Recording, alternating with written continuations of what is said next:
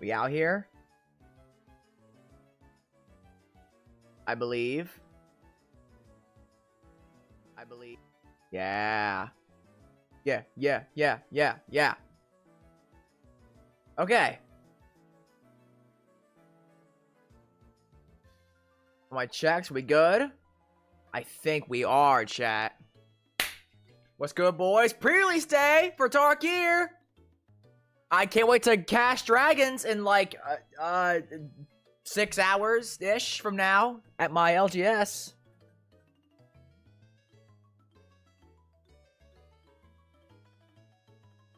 Also, Minecraft movie released today.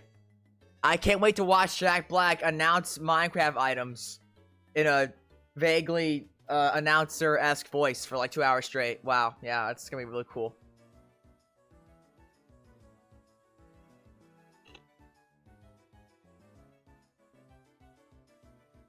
I love you, Bounce Man. Even your pre-con analysis shit, bro. My pre-con analysis is fine. All right.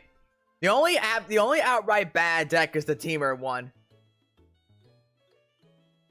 Bounce Magic now. I mean, it's Bounce Man or Bounce Magic. I'm not. Either or is fine. I just use Bounce Magic. Like, this was supposed to be like a. Oh yeah, this would be like a little side channel, and I wanted to do like a mostly non-magic content, but I mean this is the content that gets the most views, so what are you gonna do?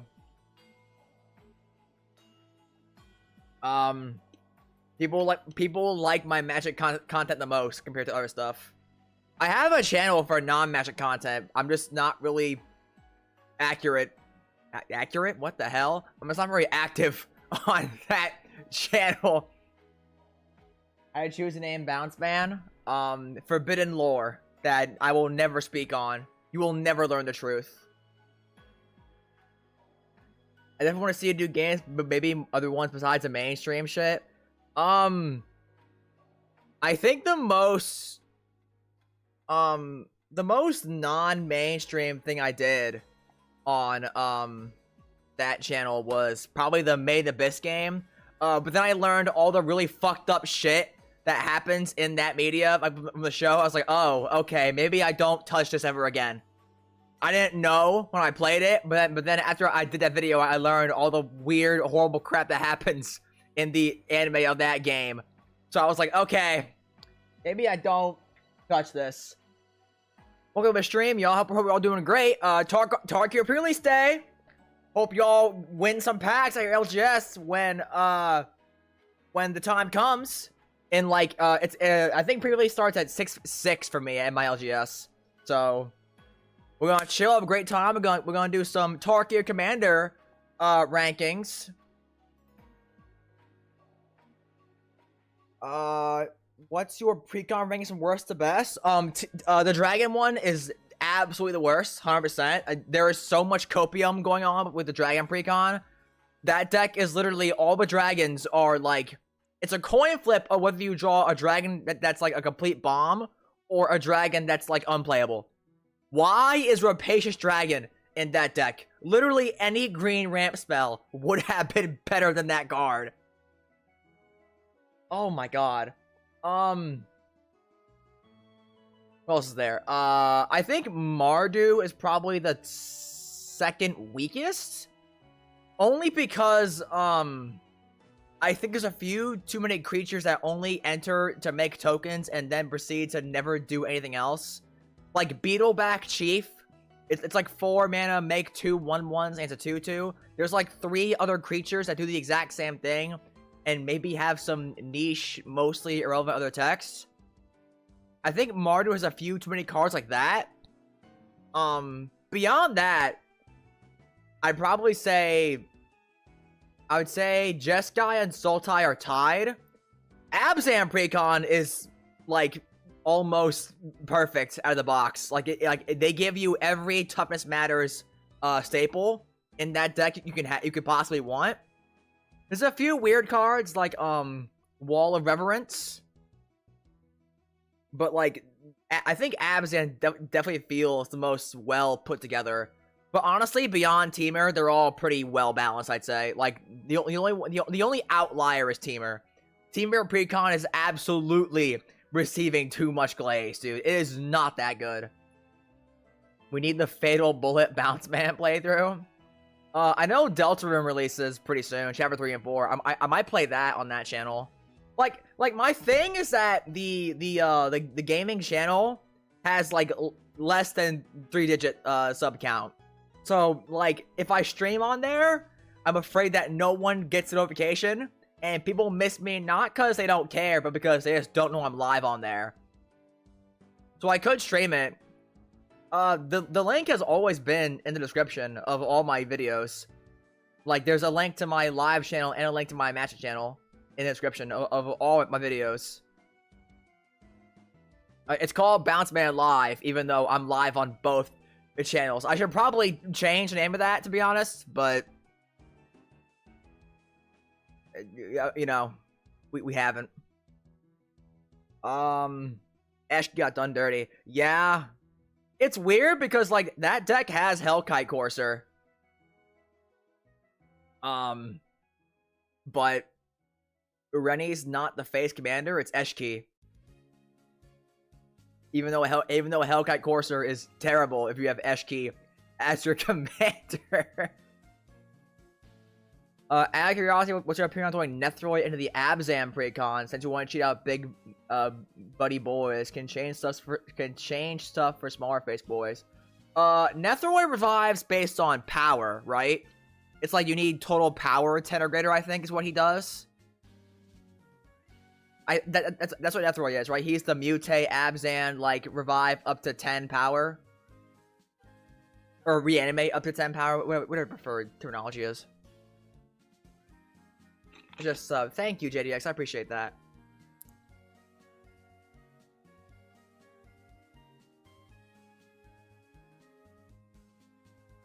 Bro, we did it over a 10-hour stream. That's dedicated. Yeah, bro. Honestly, I kind of wish I didn't stop playing that Monster Hunter Wilds at that point, because I thought I was like I thought I was really far away from the end of the game. If I had put in like a few more hours, I would have beaten the game on stream from start to finish. I thought the game would have been way longer. Welcome to the stream, Army. This stream probably shouldn't take more than like 2 hours or like 2.5 hours. There's only 24 commanders in this set compared to like Junction, which had like 40, I think, or something. So this shouldn't take too long.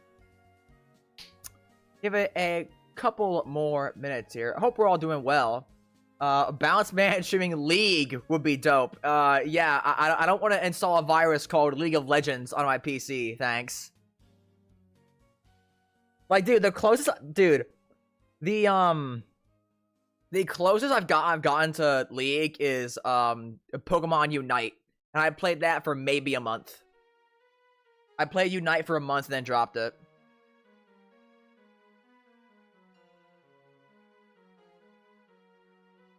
World had a way longer plot. I'm not a fan of casualized normie shit though. I mean, it makes sense from a company perspective, right? It makes a lot of sense to do that because, I mean, look at Wild sales numbers compared to World. It's like, I think the peak for Wild on launch day was like 5 times World's was. It was kind of wild. I actually just bought GU on my Switch for $10. It was on sale. I just found Gammoth randomly doing a quest to hunt Popo Tongues. I tried to kill her. I ran out of potions. I had to leave. Gammoth's really cool. I'm not gonna lie. Gammoth is really cool.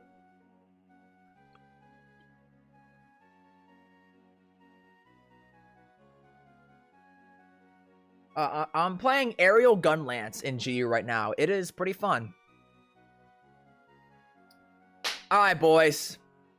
I think it's about time to get into it. Honestly, I'm surprised our turnout is as good as it is on at noon on a weekday. I appreciate y'all so much. Thank you. But today, we have some things to do, chat. We're gonna rank them.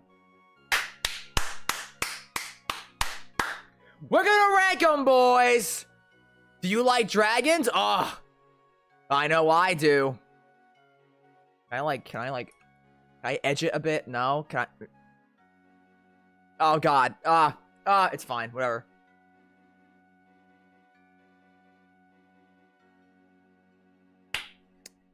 Tarkir Dragonstorm, boys and girls.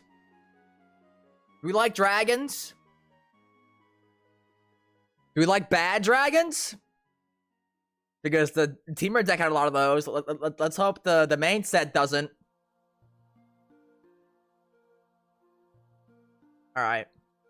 Let's get into this. Who's first? Betor? Which Betor is that?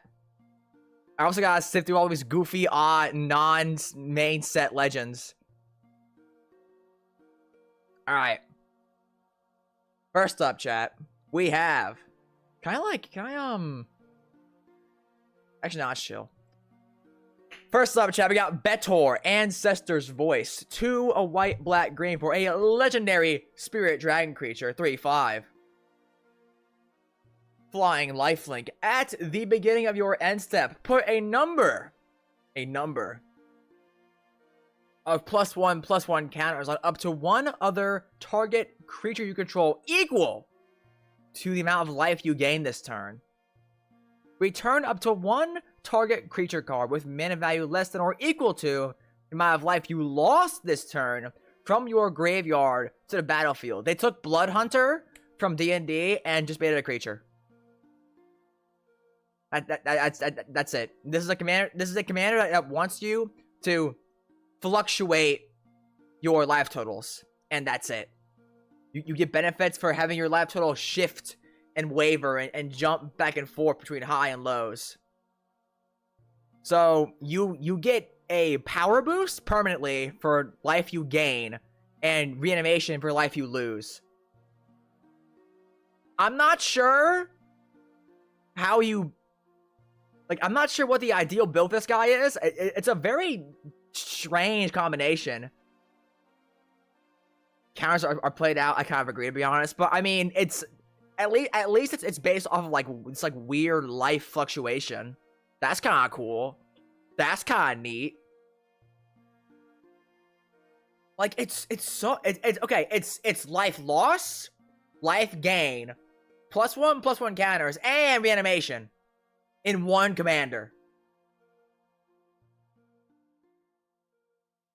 In one commander, you get 4 different themings.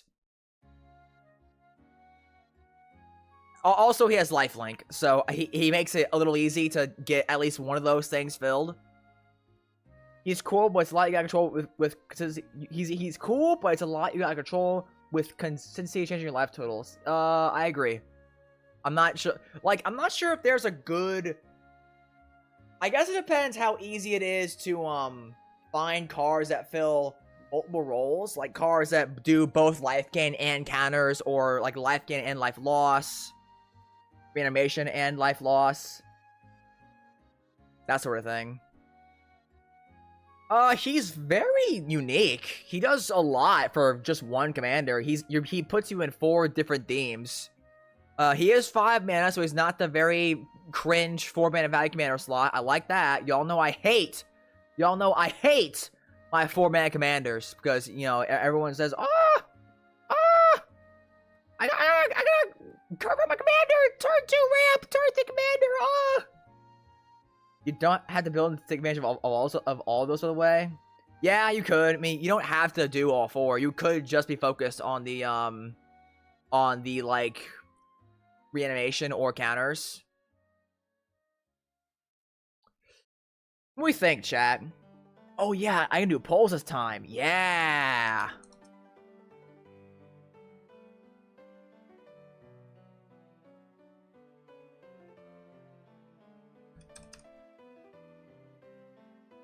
Poll is up, chat. How do we think Betor fares? Not all Betor decks will look the same due to how they want to do different things. True. I agree, and that is good. We don't like no NPC commanders in this tier list. Oh! I'm so stupid! I should clarify what each tier means, and also I should make I'm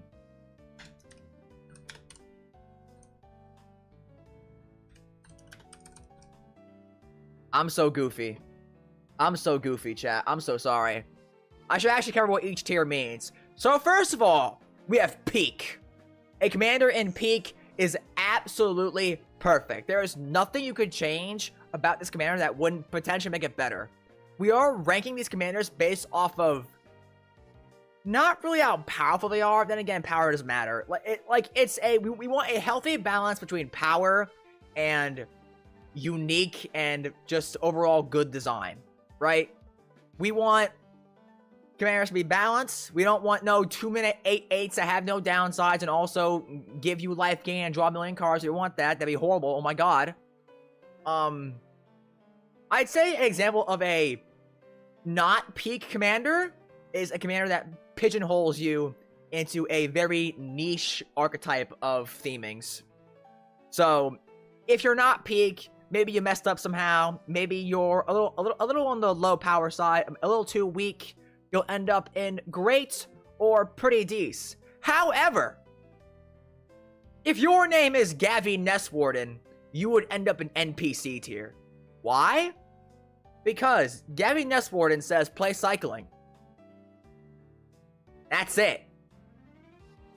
Play this very niche mechanic for a deck, and that's it. That is a definition of an NPC tier commander. Why? Because your 99 will look identical to every other person's 99 minus like maybe 10 cards when it comes to your like ramp and removal packages in your decks.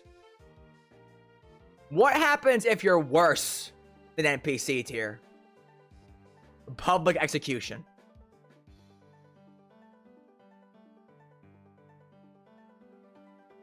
If you actively fail as a commander, you end up here.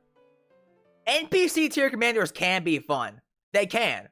Some NPC commanders, in terms of like how the build ends up, can absolutely be fun to play. 100%. Koladin from Aetherdrift, really cool. Gives vehicles haste and lets them enter crew immediately. Really cool, but every Koladin 99 looks the same, and that's just NPC tier. But he's still fun. If you're somehow worse than that, just get out, get out, get out, into the crypt with you, never to see the light of day ever again. No, it's not that you are an NPC. It's that the commander is just an NPC deck list. Because every deck list just looks the same. You can have fun with them, totally, 100%. That's okay. Playing NPC tier commanders does not make you an NPC. That's kind of cringe. Calling people NPC is like, eh. Calling commanders NPC is fine.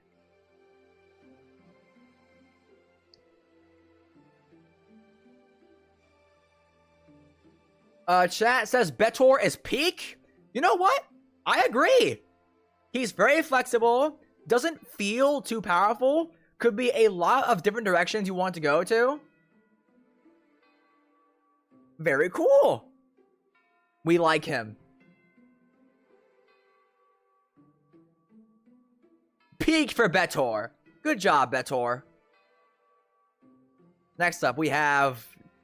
that's the pre-con Zergo, right? I gotta scroll all the way to the bottom to find him. What is this? What is this organizing, bro? So would the defender, abs, and commander be NPC tier since it forces one archetype, even though the card archetype seems pretty cool? Probably, because she doesn't really do anything interesting. Like, I mean, we'll just do it for Lothar now, since we're talking about her.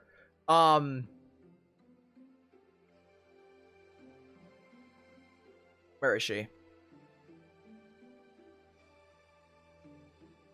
So Philothar literally just is an enabler for toughness decks, and that's it. She doesn't really do anything that makes toughness decks unique. I guess she has black, as opposed to Arcades, who has blue. Okay. Like, toughness decks are pretty NPCs here, to be honest. Like, are they fun? 100%. You get all these, like, super overstated creatures. You get these, like, 2-mana 8/8s, and that's your whole deck. It's super fun. But Velothar and toughness decks in general are kind of NPC tier, unfortunately. But they are fun.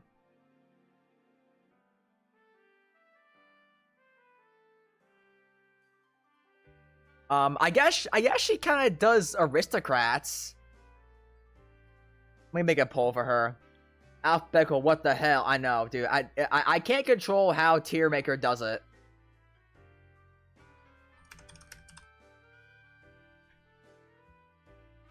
I'll let chat tier list her. If chat thinks she's peak, maybe I'll raise her a tier. Because I'm not gonna lie, toughness decks are extremely fun, even if they do end up being a little identical between lists.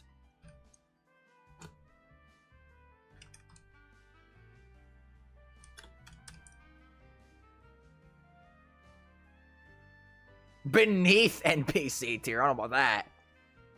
She is not public execution tier. I mean, she will draw you lots of cards, but I mean, Arcades already kind of did that.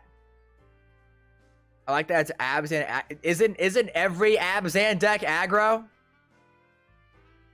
Kind of. Velothar mid.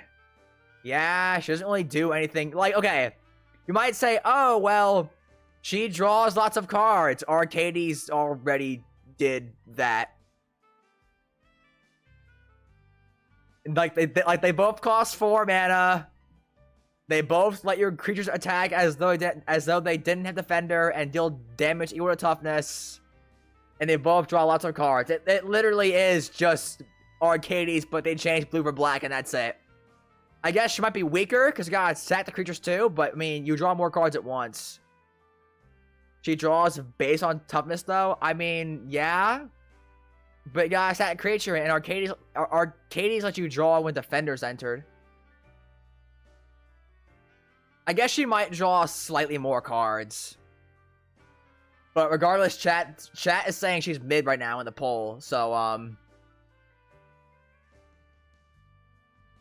NPC tier. Better recursion? I mean, we got, what is it? The house?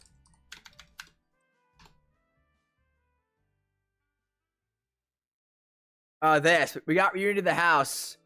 Return any number of target creatures with total power 10 or less from your yards of battlefield. This is a white card. You can just play this in Arcades. They didn't make it black-white for some reason.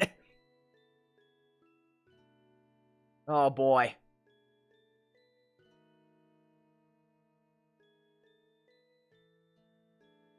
But Tree of Perdition, fuck. Damn. Wait a minute. Wait, I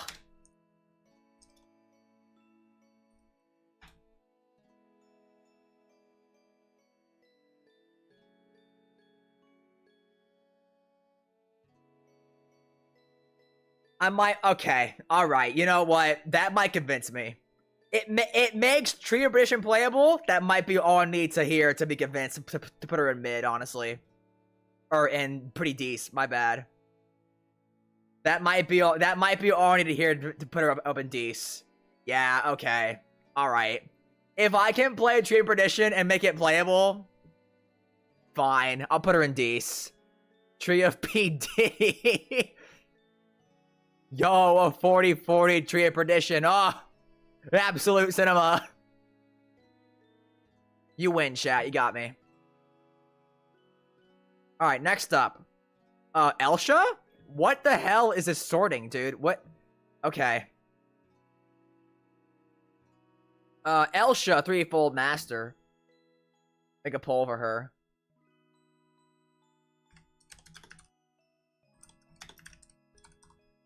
Why is it? Oh my god. I keep forgetting to turn caps lock off.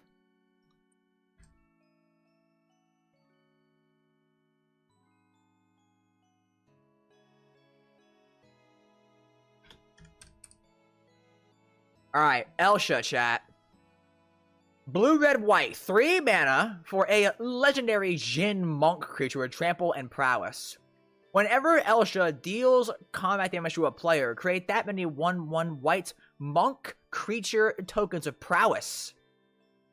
Monastery Mentor in the command zone, but a little different because, you know, she has to actually hit people. But she has trample, so it's not really a big deal. I like her. I've actually loved the idea of trying to play, like, prowess go wide. Leonin Light Scribe, my goat, goes so hard in Elsha.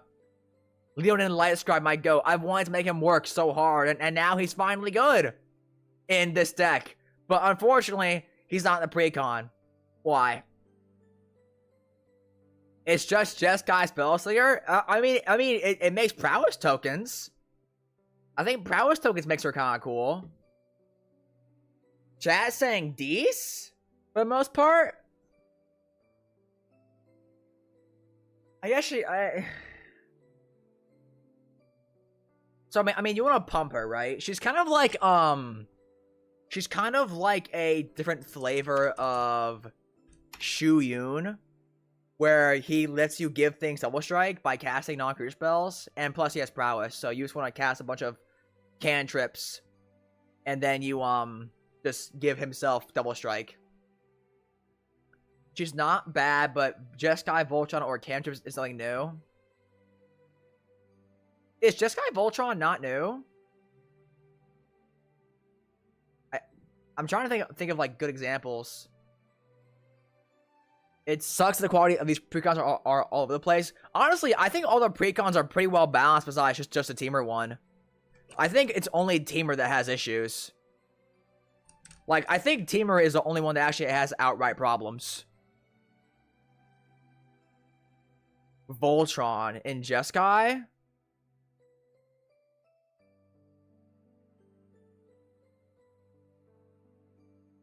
I guess, okay, this Narset, because she has to get through, kind of. Chat's saying Dees. Alright. I might put her in great later. Captain America? Okay, yeah, you got me. You got me. You got me. You got me. I concede. Yeah, I'll say Dees. I'll put her above Philothar. How about that? Can I put her above Philothar at least, chat? Can I do that? We don't acknowledge. No, that's not true. We do acknowledge them. They're cool. Don't ostracize UB newcomers. No? I can't put her above Philothar at least? We got some prowess token haters today. I can't believe this. I can't believe this. Yeah. Oh, now we have a yes. Oh, okay. I see 2 yeses. Philothar. Oh no. God damn it. See, this is what happens when you have democracy. All right, you get lots of people weighing in, and that's not okay. We should enter a monarchy where only whatever I say goes. I'll put her above Philothar. I don't care. Prowess superior. What the fuck? Philothar got big tree. Meanwhile, she has little monks. But no, the monks get big though, because prowess. You play Dance Calamity and make that card actually good in that deck. Bounce Communist. Yes. Who's next, chat? Elsha? Not Elsha. Eshki.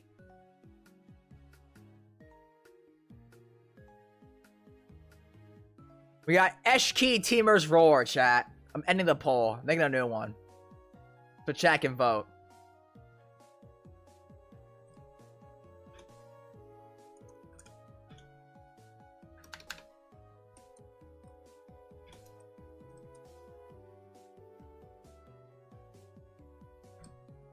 Oh my god, I cannot type today.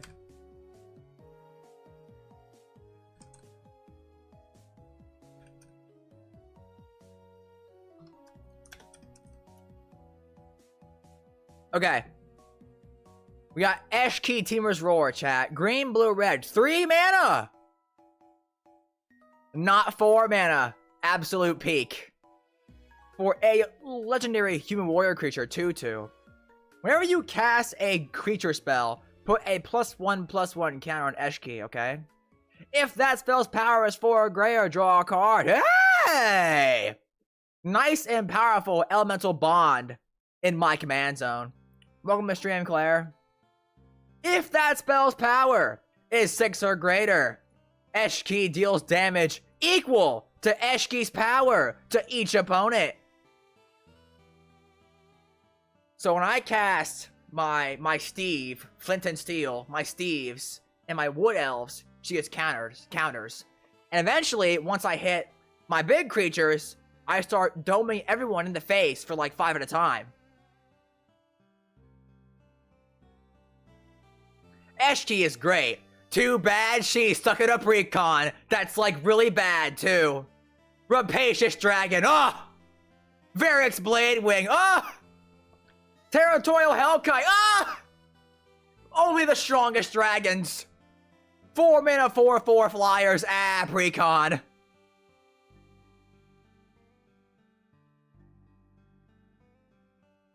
Nightbot, when? What? Nightbot, what? I never told you to say that. That's never been a thing. Whatever, I don't care. I actually like the last text, but still get out tier. Pretty versatile. Reminds me of the one from Bloombro, but one's better because the colors. Lozan is a super fun design, and Eshki is very close, stuff like that. Lozan is the like the Warstorm Surge for dragons, right? I think we added her to the deck actually in the precon upgrade stream. Whenever you cast an adventure spell or a dragon spell, deals damage equal to mana value to any target isn't a commander. Isn't a commander. I don't like that. I don't like that I can't hit commanders with that trigger. There's a lot of creatures that are big and cheap too, for damage purposes. Chat's saying peak. I will say she's just a very genetically good like card draw engine, and also eventually late game just starts doming face for like 10-15 damage. You don't need to build dragons on Eshki, lots of different deck styles. True. You can build Eldrazi. Be that guy. Chat saying peak. I agree. Very cool. Early to mid card draw, late game. Just start dumping everyone. Yep.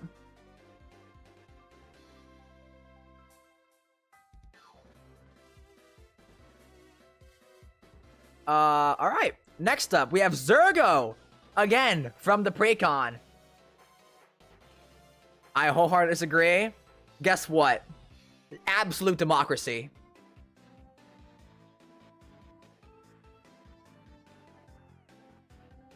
More people, your chat is cooked. Is my chat cooked, or are you just wrong?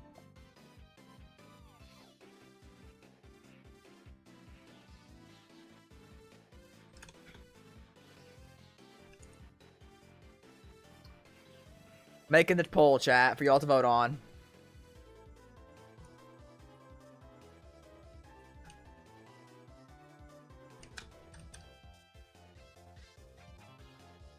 Alright. We have Zergo Stormrender, red, white, black, for a legendary orc warrior creature. Mobilize 1. Whenever this creature attacks, create a tapped and attacking 1/1 red warrior creature token. Sack it at the beginning of next end step. Whenever a creature token you control leaves the battlefield, draw a card if it was attacking. Otherwise, each opponent loses 1 life. Now, chat, I'll be real.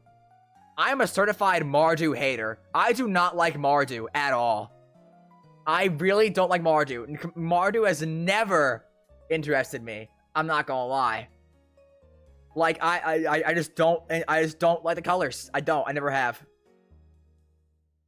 Never have. Massacre Worm go burr. Isn't Massacre Worm whenever a creature and opponent controls dies, not yours?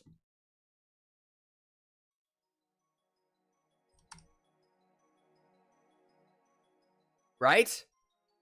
And opponent controls dies. Wow. Absolute fraud alert. Chat is neck and neck for Peak and Deece on Zergo. I think the attack trigger is useless because he's a 3/3. He will attack once, maybe ever, and then will never swing ever again.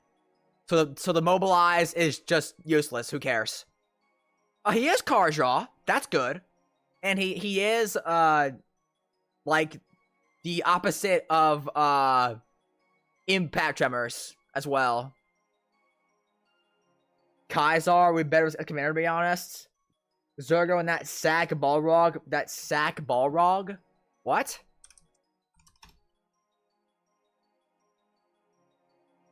Oh, this one? Black Red for 7/5 Haster.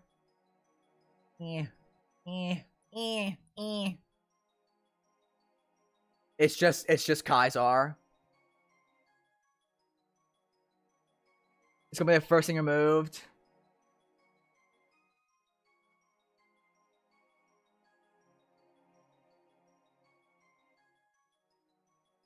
Like, if we compare him to Kaisar, does he do anything unique?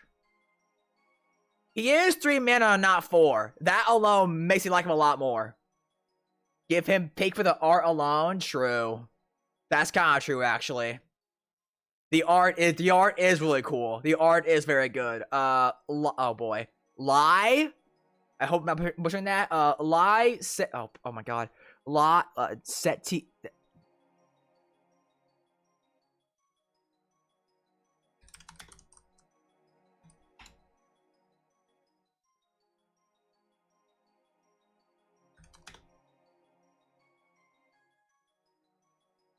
Is that right?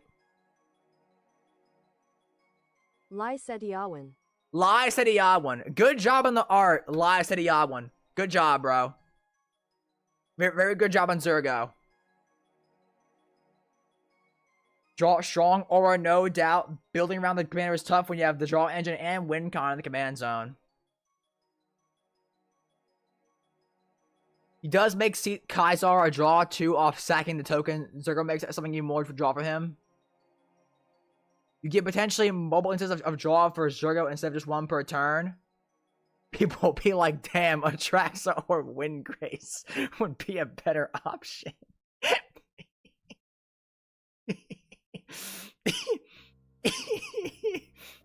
Damn, bro. Bro, Genetis would be a better option. Chat's saying Peak and Deece. I'll put him in great. I'll put him in great. Chat is top between Peak and Deece. I can't actually put great as an option because I'm limited to 4 options per poll. I'll put him in great. I think he sits well in great. Next up, we have Kotis! Sig champion, if I can find him. I go all over the place on this goofy sorting. Thanks, tier maker. Did I pass him? I did.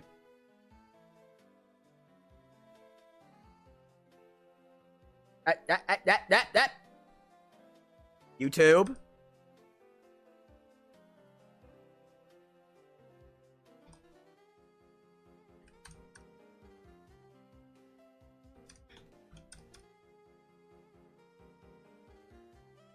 Alright, chat. We got Kotis. Sig champion. Black, green, blue. 3 mana.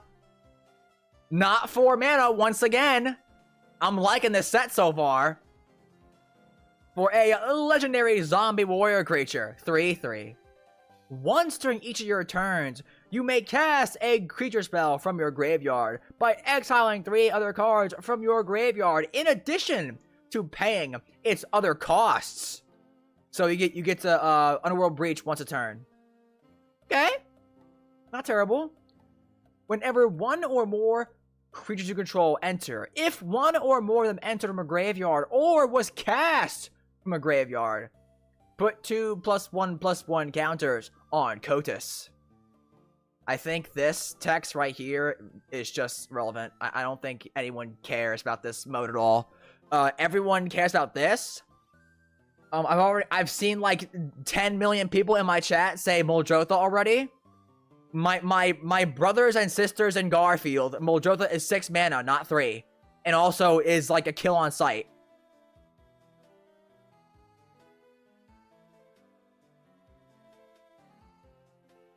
I will say, I do kind of like the fact that he is, like, let's say there's one creature you want to hit, right?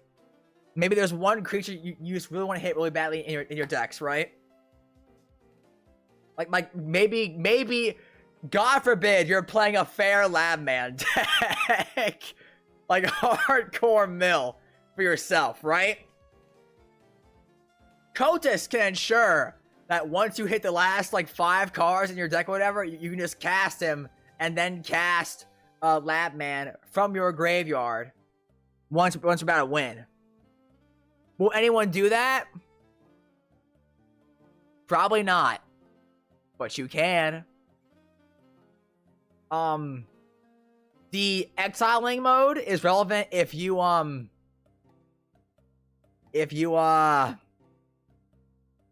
get leaves the graveyard triggers, but also just casting multiple spells from your yard with Muldrotha would also accomplish that. A reanimation should pay off, but it's gonna be annoying to get an engine. Needs better protection. I'm not sure it does, honestly. It's 3 mana. Like, I don't think a 3-mana commander needs protection at all, honestly. For 3 mana, I think he's fine as he is.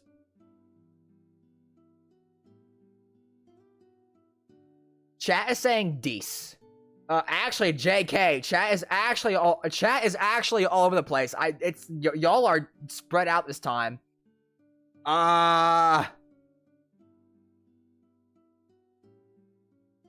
It just seems like a worse Muldrotha. My brothers and sisters in Garfield, Muldrotha's 6 mana. Of course he's worse. He's 3. Muldrotha. Y'all, he costs half as much mana. Of course he's not gonna let you cast everything from your yard at once. It's trashed here. Okay.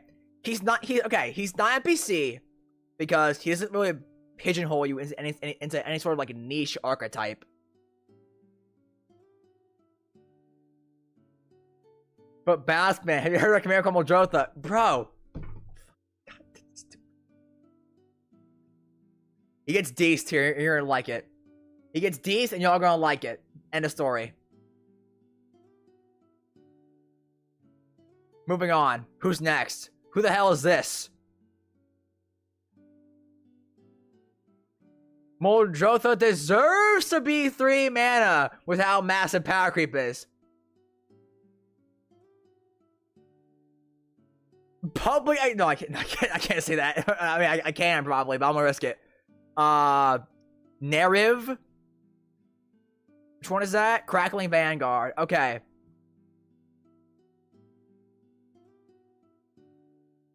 Neriv Crackling Vanguard. 2 red, white, black for a legendary spirit dragon creature. Oh, wow.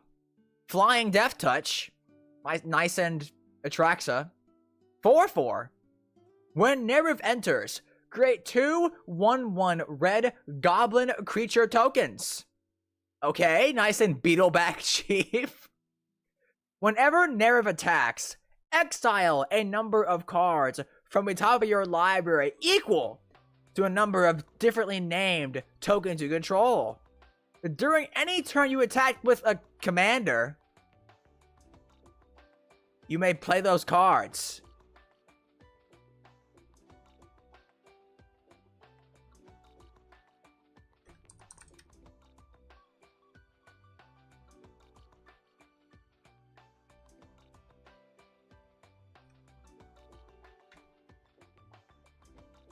Oh no, sorry.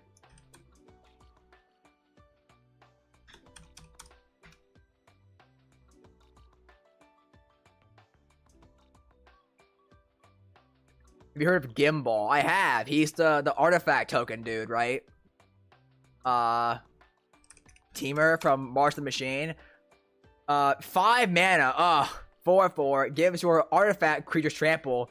Beginning of your end step, your end step, make a 0/0 red gremlin artifact creature token. Put X +1/+1 counters on it, where X is a number of differently named artifact tokens you control. This guy fucking sucks, bro. This guy sucks. This guy is terrible. He is awful. Whenever Nerve attacks with my 5 mana commander with no protection attacks, with no haste even? They're just gonna kill him, dude. Draws so much hate. You're telling me I can make you exile cards for no reason and then kill your 5 mana commander that made 2 1/1s? Oh. Boots? If you can draw them, yeah, sure. The lack of ETB is pretty bad. I mean, he makes 2 1/1 goblins. Your 5 mana commander makes 2 1/1 goblins. Wow. Somehow Gimbal, but worse. Yeah. You are in red, so it basically has haste.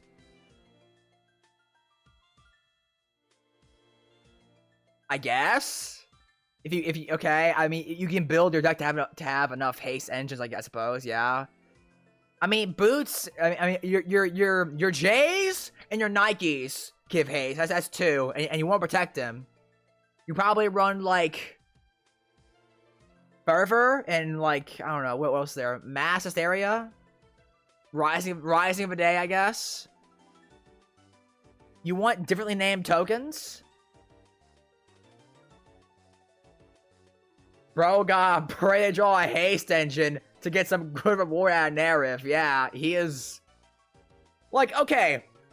My only reward for having to force myself into playing all these different token names is impulse card draw that I get denied if my opponents just kill Nerif.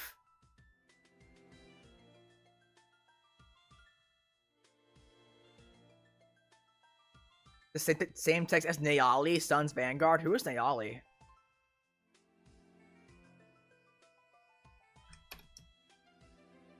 Oh, this girl. Yeah. Yeah, oh, dude, she's way better. Boros gives all your attacking tokens double strike and gives you impulse card draw. 3 a turn.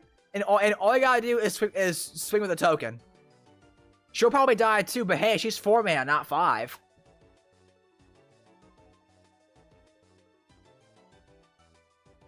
If you give him haste, you have enough mana to cast exile card. Yeah, like this is he chat. I'm thinking about it, bro. I'm thinking about it. I'm really thinking about it, y'all. Put him in public. That is a YouTube member saying that. That does matter. Pay to win. Redo the poll. All right, fine. You got it. I'll give y'all a chance to rename.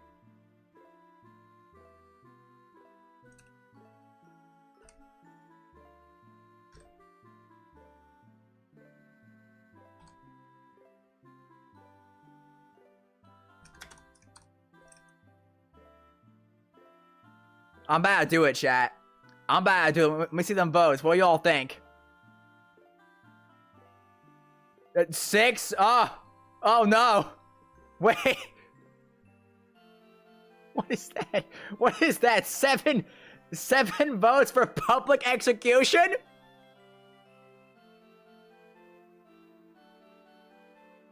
Spirit Dragon? Yeah, you're right. You are a Spirit Dragon, because you're dead. Never to be seen again.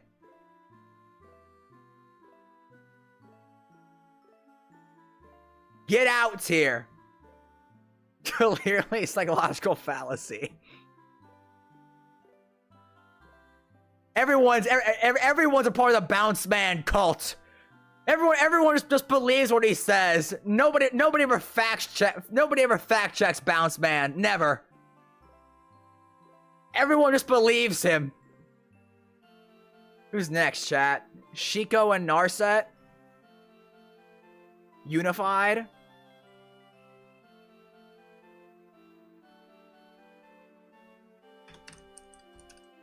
God fuck.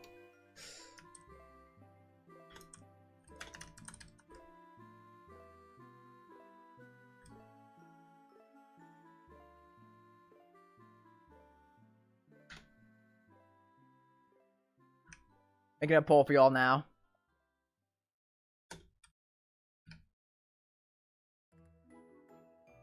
We have Shiko and Narset, 1 blue, red, white, for a legendary human spirit dragon creature with flying and vigilance. 4/4. Hey! Nice and Sarah Angel for 4 mana.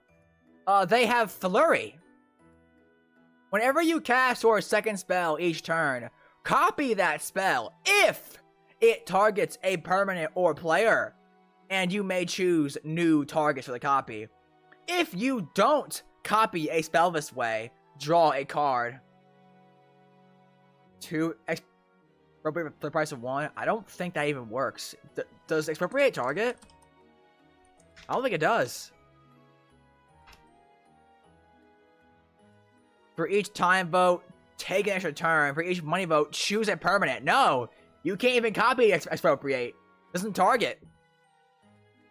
So I will say, the restriction of having to actually target something does limit what you're allowed to copy in what I think is a pretty healthy way.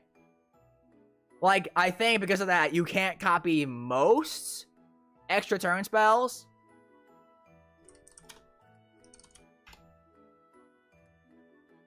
Like, you can copy you can copy Beacon. You can copy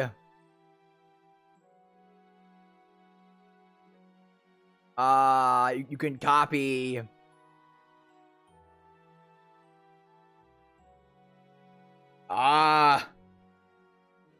Time Stretch and Time Warp. And Walk the Aeons. Karn Temporal. Oh yeah, Karn Temporal too. Okay, yeah, so you can copy 5 different extra turn spells. Seems fun in the 9/9 Hinata deck. True. Hinata. Yeah, y'all thinking of Hinata. Very good in a Hinata deck for sure. They do go hand in hand together, 100%. The Shiko and Narset Precon had like Magma Opus as I think like your only big haymaker spell. You know what's funny? I think even if you copy this, it's still bad. Like, even if you get 2 of these, it's still bad. What is this? 8 damage divided? Tap 4 permanents? Oh, wow. Get 2 4/4s? Okay. Nice and crashing footfalls. Draw 4 cards. Okay. We got the Jeskai Mythic spell from the main set. Which, again, if you copy, I still don't think is good. Return 2 spells or permanents to its owner's hand. 4 damage to any target. Create 4 1/1 monks of prowess. Okay, that's alright. Draw 4 cards and gain 8 life. If you copy that, is that even good? Is that even good? Probably not. No, gain 8 life. You gain 8 life if you copy it, chat. And finally, how could we possibly forget?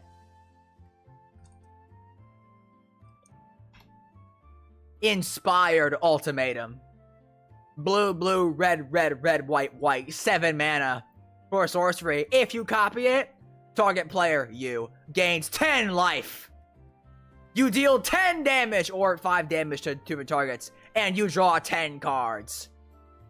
I guess to be fair, drawing 10 cards for like 8 mana, assuming you cast a 1 mana cantrip, is pretty good. And you gain 10 life. It's like a Sphinx's Rev. That's a little better. Can't copy this, doesn't target. Oh baby, 10 life, 10 damage, and 10 cards. 100% worth for minimum 10 mana. Drawing 10 cards actually goes to your Blue Suns. Yeah, it actually is. Like 10 life, 10 cards is actually not horrendous for assuming you like brainstorm it and then you cast this, it's like 8 mana for 10 cards, 10 life, and I guess you maybe dome somebody for 10. Who cares? Copy a Braid, destroy 2 Soul Rings, I guess. Yeah. I will say it is each turn, so maybe you play a pretty sick like Jeskai control pile, and you just sling a bunch of like control spells on every opponent's turn and copy them. Like you're playing cantrips and then casting swords to plowshares on opponent's turns while you have a Whirlwind of Thought out.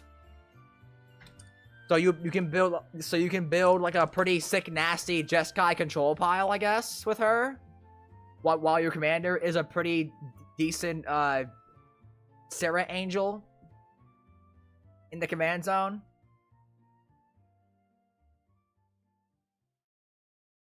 Chico and Narset goes kind of nutty with Storm. What? How? You don't get the Storm trigger twice, just so we're clear. You just get 1 extra Storm copy. Emperor? Well, what, I don't think that's... I don't know why you're saying Wandering Emperor. That doesn't work. I don't think, right? This one? That's not how this works. Would Mirror Dragon plus the Storm Enchantment in the precon mean all of your creatures get crazy buffed? I think Mirror Wing... instant or sorcery, so no, it wouldn't be. I know what you mean, though. You're thinking of, it's like Storm Boon or something. No, it's Storm something. Okay, there's 200 cards of Storm in the name. I'm not looking through that. Chat is saying peak for Chico and Narset. Honestly, I might redo that because I feel like after I saw chat mention this, after I saw chat, actual chat turn on her, they might have different opinions now. Maybe I should wait a minute before I make the poll, actually. For our future. She feels NPC? I don't think so. NPC implies that she forces you into, like... fucking, I don't know. It's cycling, I guess. Because Gavin S. Ford. Haha, funny.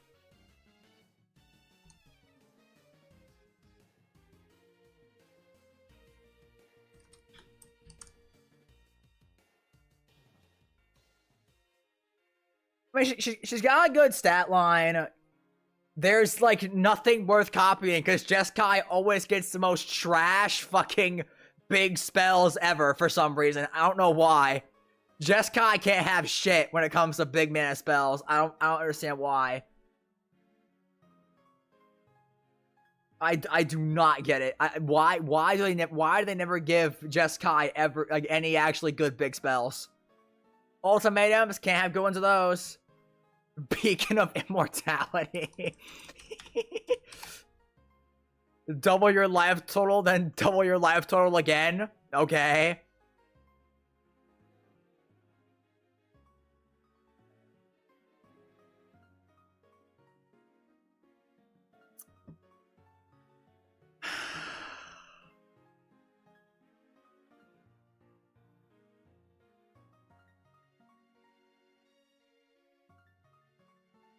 We get Mantis Rider, GG.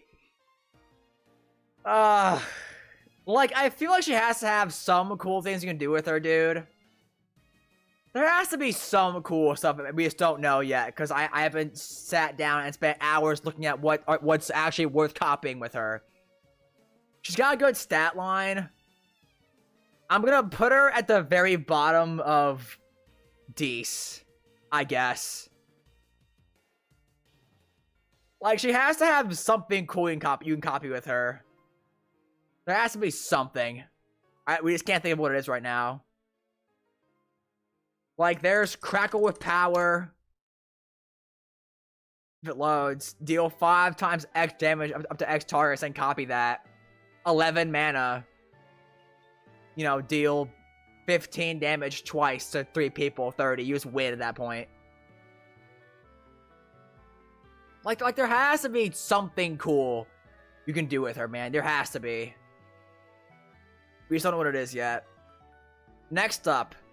Oh boy. Oh boy. Here we go. Comet Storm, true. We have Tival the Balance Scale, chat. 25 viewers? Crazy? Tival the Balance Scale, chat. 1 black, green, blue, 4 mana, ugh. For a legendary spirit dragon creature, 4/4 flying. Whenever Tival attacks, mill 3 cards, then you may return a land card from your graveyard to battlefield tapped. Whenever 1 or more cards leave your graveyard, create a 2/2 black zombie druid creature token. Nice and value engine. Lord Windgrace card.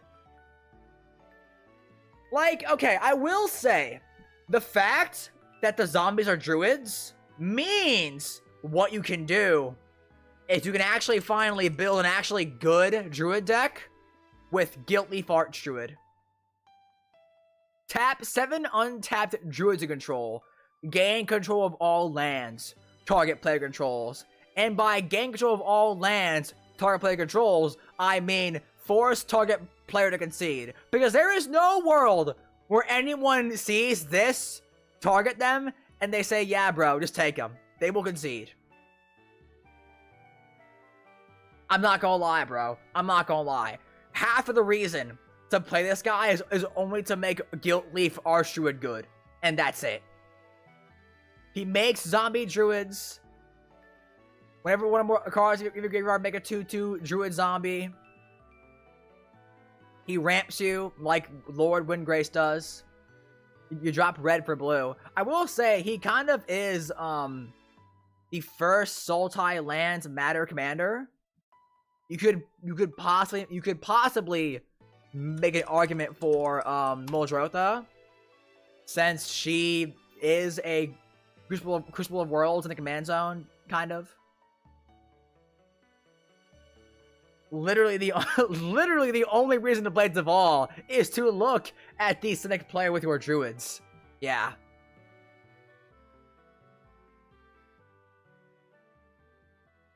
The dick moving casual though? I don't care. I don't care, bro. If you allow me to get 7 druids, that's a you problem. You allow me to make 6 2/2 zombies with Tival? Ugh. I don't care. It's fun, alright? This card was never good beforehand. Now we actually have a decent druid commander. Like before you were playing, like Setan, I guess? You were playing Setan, Croson Protector, and failing to make this card good. Now we have an actual, druid token engine in 3 colors, not just 1. You can play Guiltleaf in. Beyond that, I don't know. What's he do, chat? To be honest, Guiltleaf Archdruid was always $20. Foil is $40. This thing was always expensive because this effect is so unique. Bowsman is pub stopper confirmed. That's not true. I actually mostly stick to my playgroup nowadays. NPC or Dece? Yeah, I'll make a poll for chat. Tival the Balanced. Scale.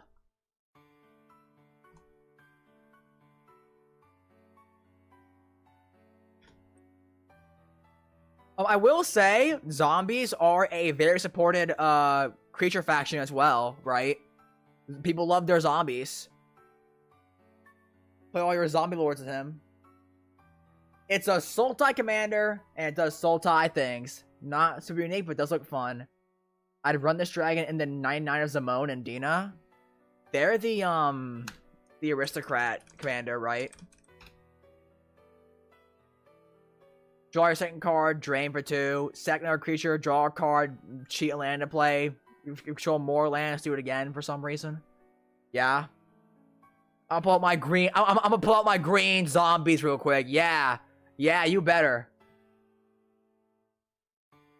Probably any green zombies. I mean, to be honest, does it matter? I feel like green just gives you good synergy with zombies, like with like perilous forays, or just like cryptolith, right? Even sack creatures get basics. Cryptolith right is probably amazing because, you know, zombies are pretty decently go wide.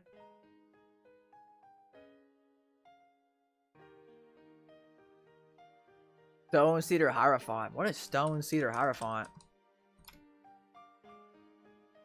Whenever a land comes into play, neutral, untap target land. Pretty good.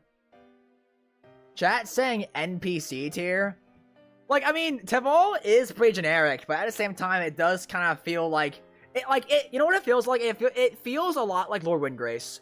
It feels a lot like Lord Windgrace, where it's like it's a lands matter commander, where it's lands matter in the sense that it just ramps you, and that's it.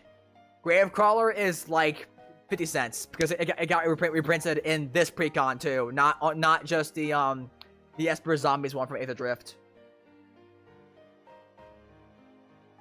Teval just feels like a field deck commander, and that's all it's good for. I mean, wouldn't you just play if you want a field of deck commander, wouldn't you just play what's the freaking Abzan plant from MH3? What's it called? I can't remember. My friend owns that deck. I still can't remember what the name of it is. The something, the great, oh my god, what's it called? I know it exists. The Necrobloom, yeah. Yeah, Necrobloom. Like if you wanted to play Field Deck Commander, wouldn't you just play this guy instead? Like, Teval's generic, right? You're not forced into running any sort of, like, card. He just ramps you, mills you, and makes zombie tokens. I feel like that alone keeps him out of NPC tier. How much is Gravecrawler currently? Gravecrawler currently is...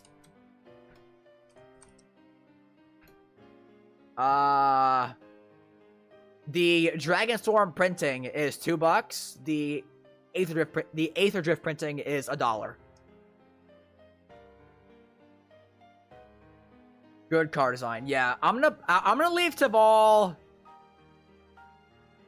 I mean, do we just put him above Kotis and call it there?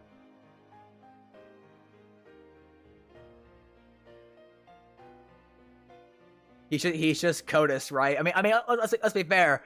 Everyone is making Teval the commander. No one is making Kotis the commander out of that precon. Let's be real. Moving on.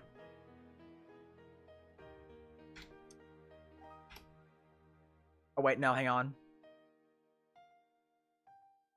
Next up, chat. We have Ureni of the Unwritten for green, blue, red. 7 mana for a legendary spirit dragon creature, flying and trample.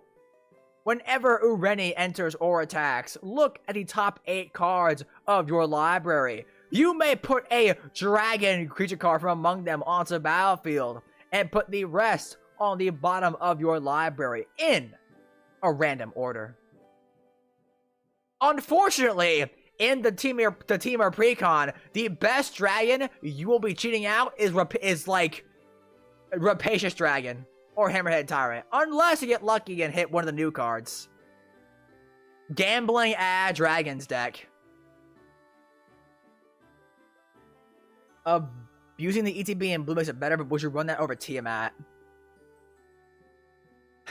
I'm not sure, to be honest. I mean, Tiamat is 5 colors, and Tiamat just got a really busted enchantment with Dracogenesis. Tiamat already played Dream Halls to, like, cheat out your 5 best dragons that Tiamat tutors for you. You don't even gotta do that anymore. You just cast this, tutor your 5 best dragons, and let's be honest, just win the game. Ran this in the 9/9 Miriam, had opening hand, and 1 turn 5 was glorious. Nice. And Tiamat is now, what, $50 US? Yeah. It is 36, chat. Your cheapest printing. If you get the Planeswalker symbol promo, it is $15 for a foil, apparently. I'm not sure how that works, but okay. And yeah, and we also got the Call of the Spirit Dragons, which is just coalition victory for dragons. And gives your dragons indestructible. Like, just cheats out. Like, okay. Is there any world? Like, Areni is definitely not as powerful as Tiamat or, like, Dragon or even Mirim. But I still think Areni is powerful enough that there's no world where this thing hits the field and the table doesn't cast, like, 17 different kill spells targeting Areni at once. Because there's no world where anyone says, oh, that thing cheats out dragons for free? I'll let it live. In what world does that happen? I'll tell you what world. The world where you play black cards in your teamer deck and gaslight your whole pod into believing that they are legal in your green, blue, red commander deck. That's the world. That's the only world where Areni is not kill on sight. Because your opponents will have no cards to kill her then.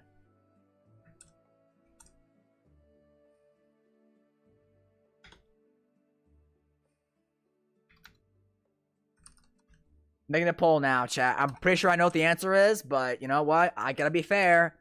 Absolute democracy. NPC, and finally, execution. Areni of the Unwritten? Yeah, because I never wrote her in my deck list.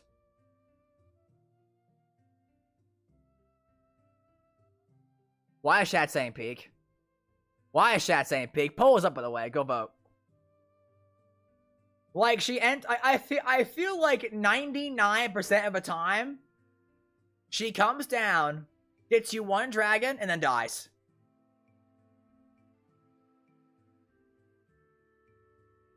Might be good with a Teamer Battle Crier. I mean, you can also just play that in 5-color dragons. That's the best case scenario, too. Ain't no way. Bro, there's no way, chat. There is no way Peak is winning right now. Do we have some Teamer Precon Glazers in my chat being lurkers right now? Do we have some people believing that Teamer Precon isn't, like, the worst deck out of all of them?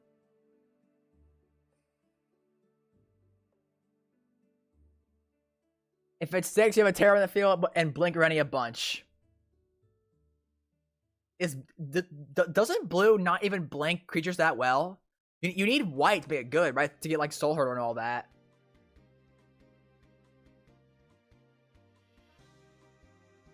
And guys, we did it. We broke Deadeye Navigator. Oh, Blink and Tamer. Yeah, that's kind of where I'm like, eh. Think the potential. Yeah, the potential is not playing Areni and playing almost any other Dragon Commander besides maybe Bladewing, because he's pretty bad nowadays. Lily Splash Mentor, guys. Bro, I swear to God, if I pull this card up and it is not the most cracked thing I've ever heard in my entire life. First of all, there's no way it's not a frog. 2 green blue, 4 mana. Ugh. For a 4/4 reach Frog Druid. Hey! Guilt Leaf Archdruid synergy. Pay 1 a green and blue. Exile another target creature you control. And then return to battlefield under its owner's control with a single +1/+1 counter on it. Activate only as a sorcery. Just play Deadeye Navigator.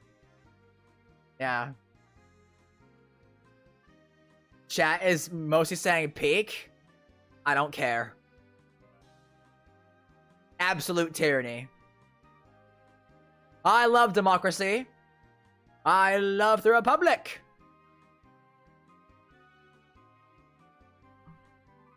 Not anymore, I don't.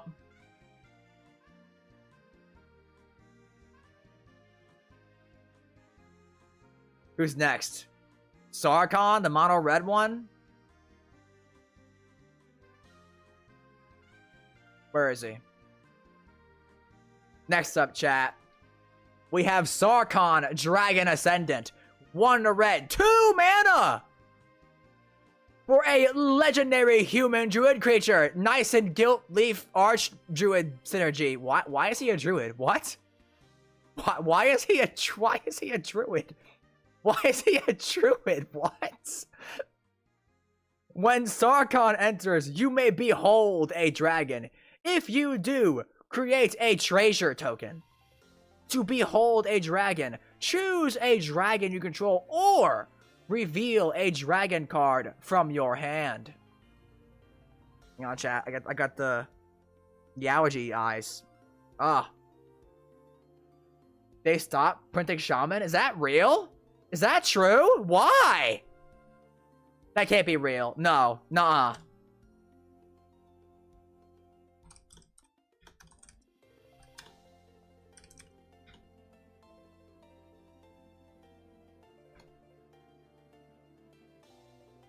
Oh my god, my eyes, they burn. Ugh. Mark Rosewater on Blogatog 1 month ago.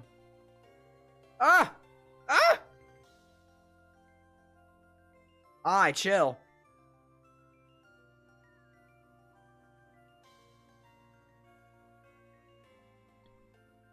What is this? Why did Sarkhan switch from Shaman to Druid and isn't red color as Shaman's? Very disappointed. We are using Shaman less, according to Morrow on Blogatog.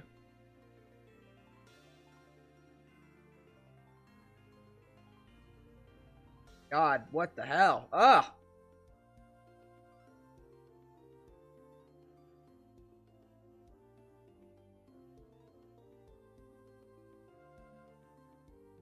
Whenever a Dragon Control enters, put a +1/+1 counter on Sarkhan. Until end of turn, Sarkhan becomes a dragon. In addition, oh wait, I've got to fuck. God damn it! I'm sorry. Shaman Bros, it's over. Ugh. Your eyes burning is instant karma for putting Irene in public execution tier. I don't care, bro. Nah, worth it. Worth it. Let's try this again, chat. When Sarkhan enters, you may behold a dragon. If you do, create a treasure token. To behold a dragon, choose a dragon you control or reveal a dragon card from your hand. Whenever a dragon control enters, put a +1/+1 counter on Sarkhan. Until end of turn, Sarkhan becomes a dragon, in addition to its other types, and gains flying.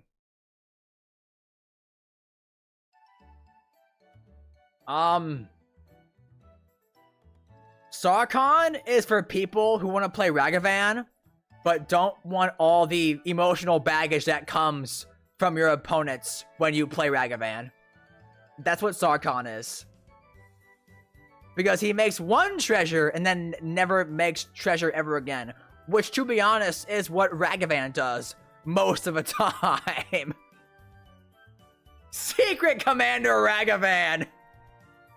I will say, this might be the best deck for Crucible of Fire. You know, that horrible card that pretty much every dragon player agrees is bad.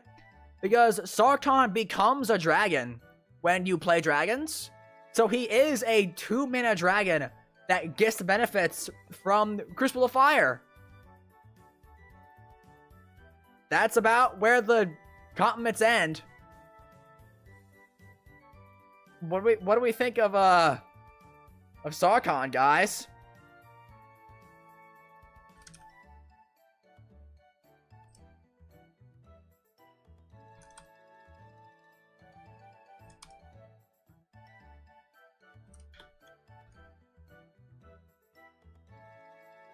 Poll is up. Go vote. Did I hear Mox Jasper is actually viable? No. Because he only becomes a dragon when you play dragons, which all cost like 4 or 5 mana at least. I think we can pretty safely say public execution. I'm not sure I even need to wait for the poll to finish. Sarkhan got nerfed. Yeah, that's what happens when you lose your spark. Where's the point in Sarkhan's story where he's just a dragon permanently instead of being a demi-dragon? Has that happened yet? I don't think it has. Does that happen in the story? Does Sarkhan become a dragon forever? Does that actually happen? He'd be stronger if he was a shaman.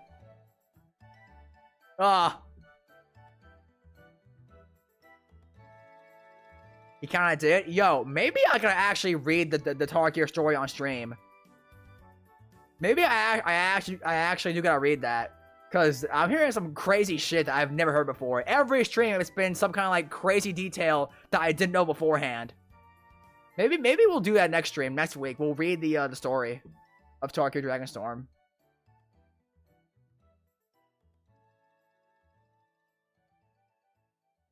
Moving on, chat. We have... Who is this? Tursa Light Shatter. 2 in a red for a legendary orc wizard creature, 3/3. Haste. When Tursa Light Shatter enters, discard up to 2 cards, then draw many cards. Absolute faithless looting. Whenever Tursa Light Shatter attacks, if there are 7 or more cards in general in your graveyard, exile a card at random from your graveyard. You may play that card this turn.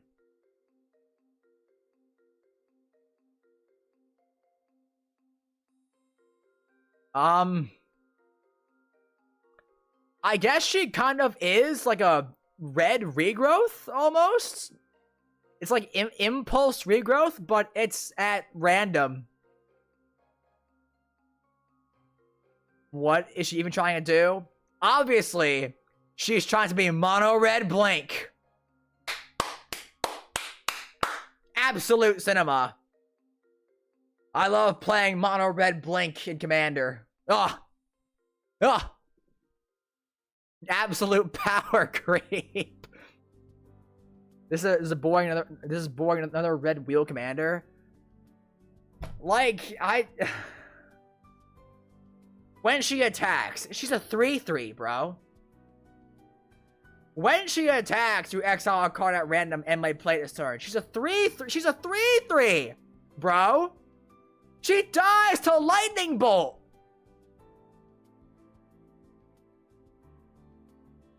My dog is going sicko mode upstairs. He's fine though. I'm pretty sure I know what the hell chat's gonna say, but dies to nowhere to run. Wowie zowie. A faithless looting that costs 3 more mana. Hey now! That 3/3 haste stat line matters.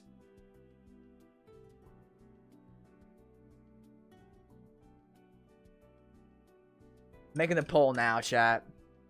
I'm pretty sure I know what's gonna happen. But we'll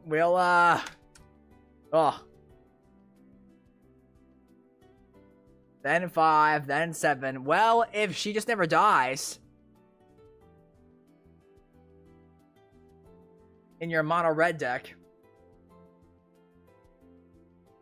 100% votes for public execution. Sorry, Tursa. You dishonor your clan. Be gone from this world, never to return. Next up. Who? Oh. Yeah. We have. If I can find him. Surak. Elusive Hunter. 2 green for a legendary human warrior creature 4/3.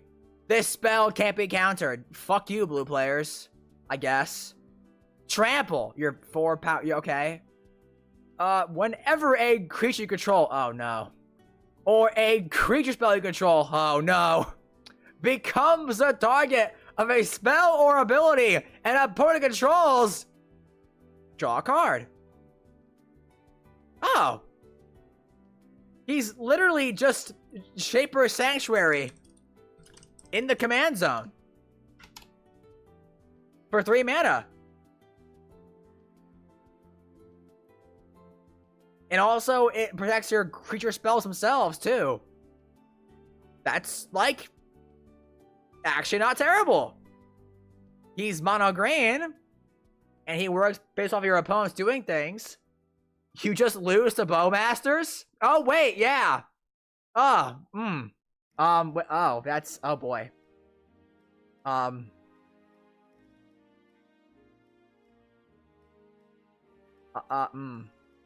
That's actually bad.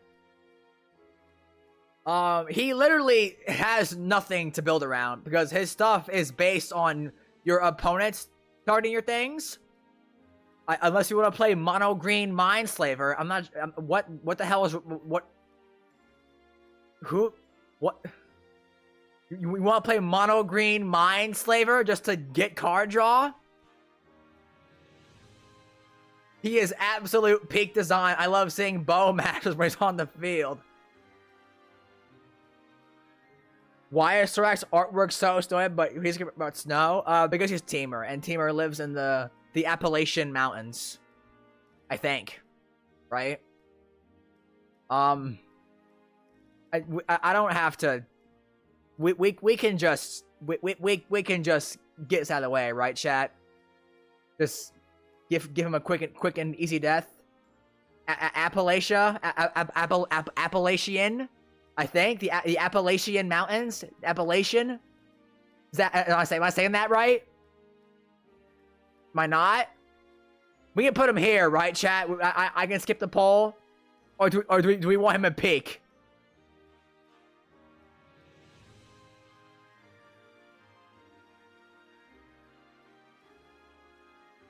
One yes. Oh no. God fucking damn it. Oh my god. Goofy Magic players in my chat. I gotta give him a poll now? I give him a fair trial? Are you kidding me? I gotta give him a fair trial? Are you kidding me? Oh my god.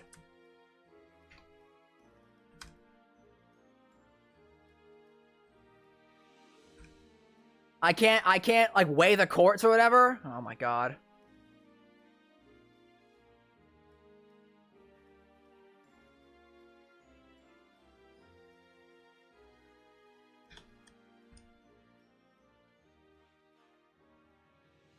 Vote in the poll, chat. Where do we want this anti-Bowmasters, but the other way around?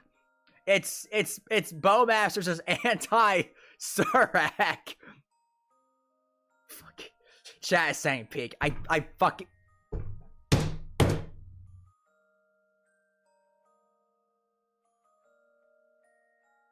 Tyrannical Andy, furious when forced to uphold democracy. Fucking best mono green commander ever to be printed. Surak for the Chad Thunders out there. I fucking.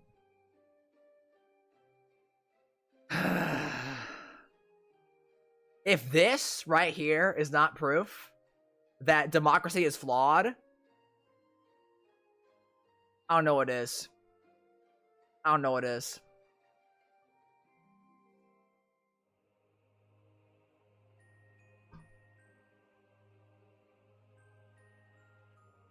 Shh, for the bit, chat. It'll be funnier in post production. It'll be funnier in post production. Shh! Don't mention it. Don't mention it. Don't mention it. Don't mention it. Next up, we have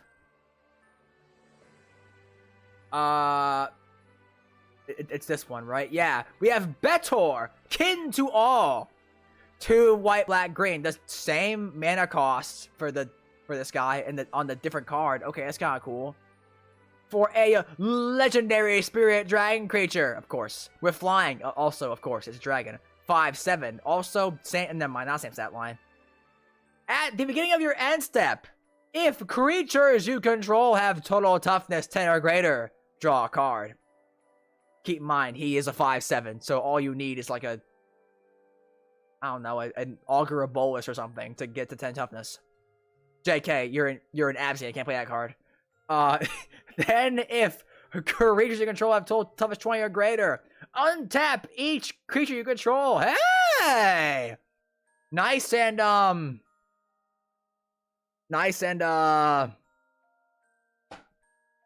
what is it?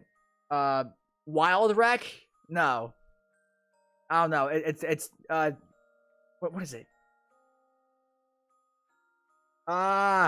Seaborn Muse. Nice and Seaborn Muse, but only half of it because it's only creatures. Then, if creatures you control have total toughness 40 or greater, each opponent loses half their life, rounded up. What the hell? Why is that? What?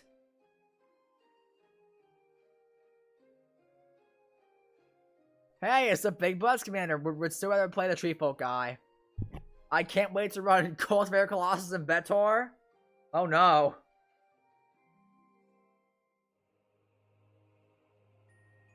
My glasses are dirty, chat. Hang on. I mean you can tell that obviously because I'm cleaning them right now, but.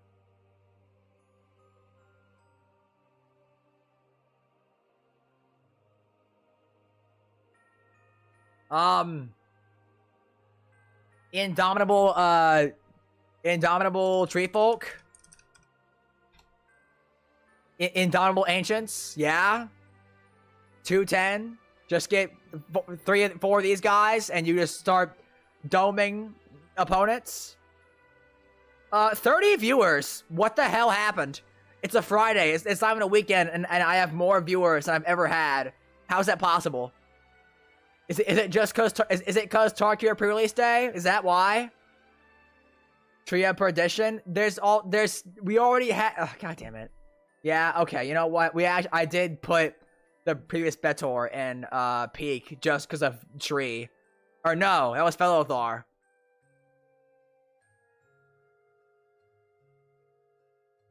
Betor is gonna have to make us do decent edition or basic edition.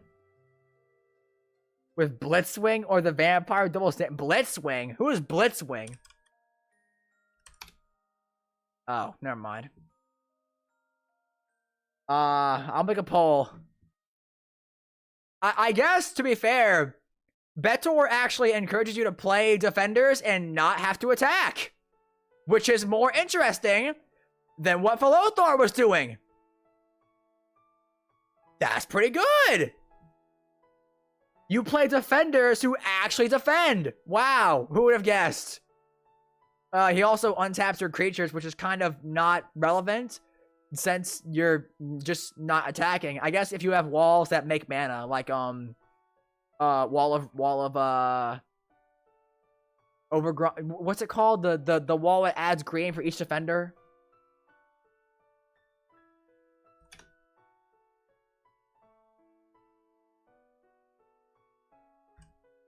He's not aggro, so he's actually different and not too strong and be stupid. I agree.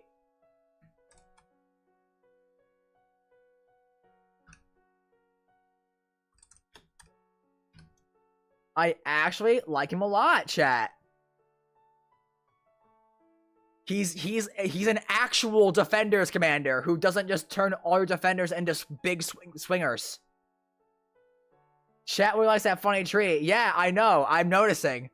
There's just so many messages I can't read them all at once. We can get Big Tree and Betor as well, so we can keep good. Wall of Blood, bro. My goat, Wall of Blood and Nekusar. Tree of Perdition. There's also Tree of Redemption, chat. You can play the other tree as well. Not for the ability, but I mean it's playable. Also got new art in this set, apparently. From the commander set.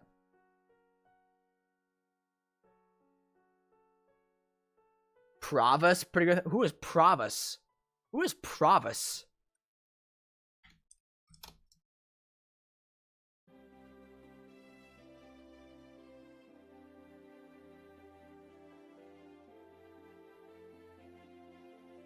Is it Prava? Oh. Oh! I see it!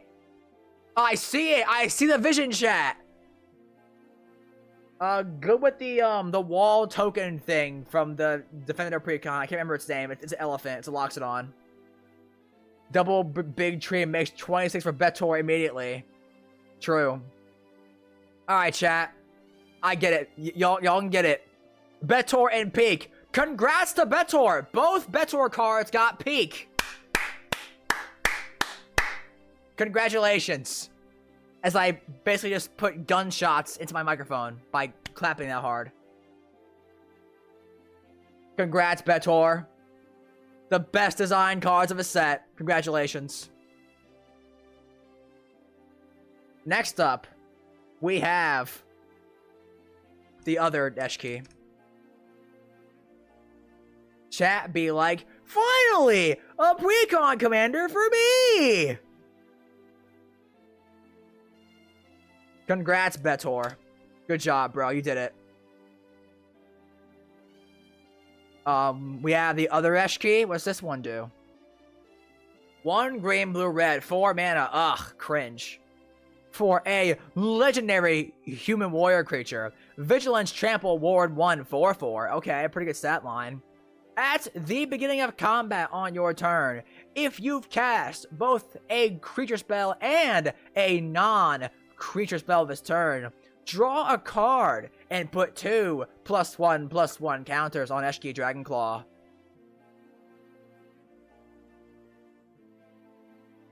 Okay. Ew, 4 mana. Yeah, okay, so if I cast 2 spells a turn, I get to draw a card and make her bigger, which I guess does matter since she is a pretty good attacker. Vigilance Trample is a pretty good stat line.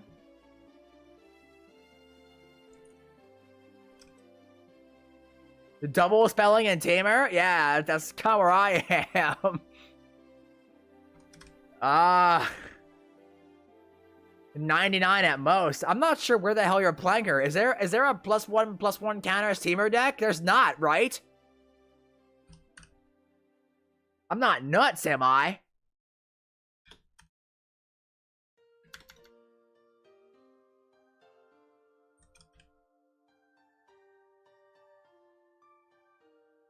You're saying Voltron build. Okay, I guess.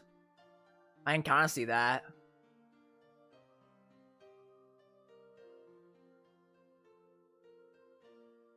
Banish them to the 99. I cast Cultivate and play a funny mana ramp creature. Your reward? A single card draw and 2 +1/+1 counters. She has Ward 1, I guess, so she's a little hard to kill. I legit had to leave. Okay, chat is all over the place. Vote in the poll, chat. Vote in the poll for Eshki Dragonclaw.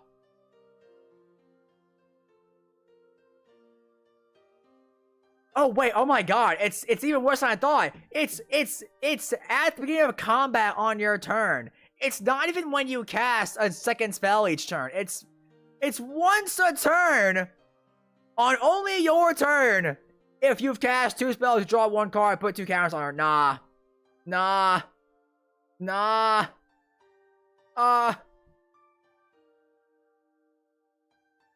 Ain't no way, bro.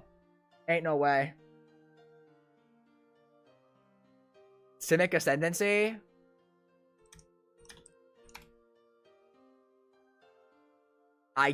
What is it? You need 20 or more growth counters? Put 1 or more, put that many. So after 10 triggers, you can win the game with Simic Ascendancy. It's decent at least. It's super cute and fair. Bro, there's nothing to build around, man. Like, Taval's effects are at least fun. What's this? Oh, 2 counters and 1 card draw. A good beater, I guess. Chat has 40% D's. Does she go above Shiko and Narset, chat? Surely not, right? Ain't no way. She's not above Shiko and Narset, right? Ain't no way. I'm thinking bottom of D's, chat. I'm thinking bottom of D's. Yeah. Yeah, I agree. So far, no NPC commanders. That's pretty good. I like that. Good job, Watsy, so far. We'll see if that changes. Next up, the other Felothar. Yeah, of course. Felothar, Dawn of the Abzan. White, black, green, 3 mana for a legendary creature, human warrior, where trample was a 3/3. Whenever Felothar enters or attacks, you may sacrifice a non-land permanent. When you do, put a +1/+1 counter on each creature you control, including yourself. So she'll be a 3 mana 4/4 with trample when she comes down. And when she attacks, she'll become a 5/5. Ah! This is kind of just like generic Abzan stuff, right?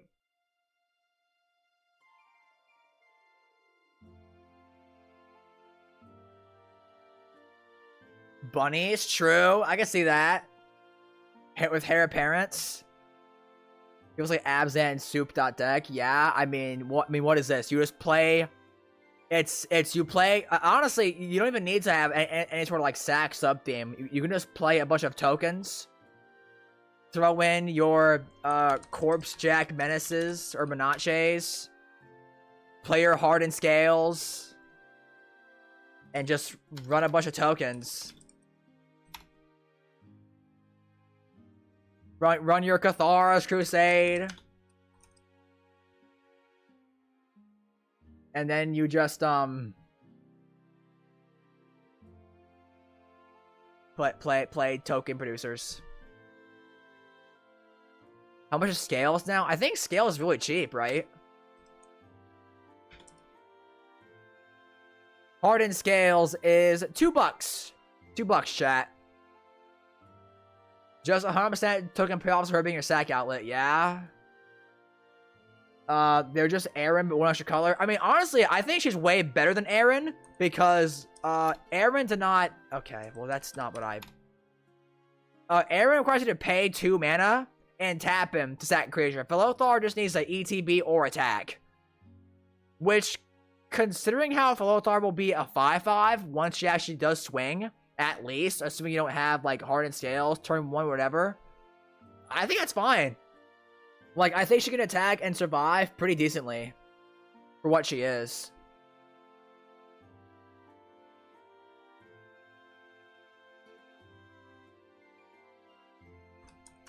She is the Dawn of the Abzan. I'm not sure what that means. I guess she pioneered the return of them. Somehow. I already said Scales is $2. You don't listen.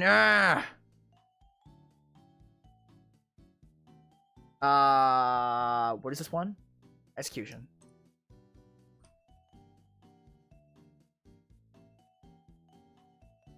Do we like Felothar, chat? Someone said infect in chat, did they? Seems some for infect Toxic Commander. Oh, actually, you know what? Yeah, true. To be fair, Ishel, the Toxic Commander, actually is Abzan already. So you could just make Felothar the commander and see what happens.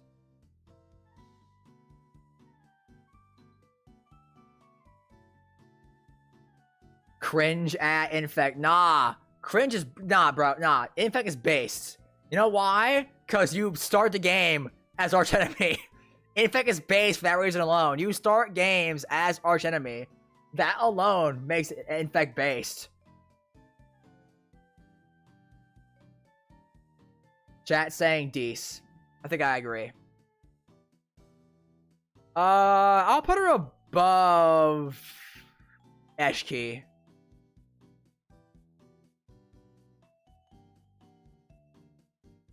Next up, chat. Only cowards hate poison counters. Absolute facts. MLD is base as MLD is base too, 100%. You should play land destruction in your decks nowadays. Like actually, you should. It is needed. Put these goofy green players in their place. Hi, it's me. I'm goofy green player. Next up, chat, we have Anafenza. Unyielding lineage. 40 viewers. How? Is it just Tarkir and that's it? You kidding me? It is pre-release day too, I guess. Anafenza. Unyielding lineage. 3 and a white for a legendary spirit soldier creature. 2/2 with Flash! Flash in the command zone, chat. And first strike. Whenever another non-token creature you control dies, in mono white, Anafenza endures 2, meaning you put 2+1/+1 counters on her, or make a 2/2 white spirit creature token. Death triggers? In mono white? That's kind of wild, chat. Flash is cool. But she's mono white. I actually really don't like my mono white commanders.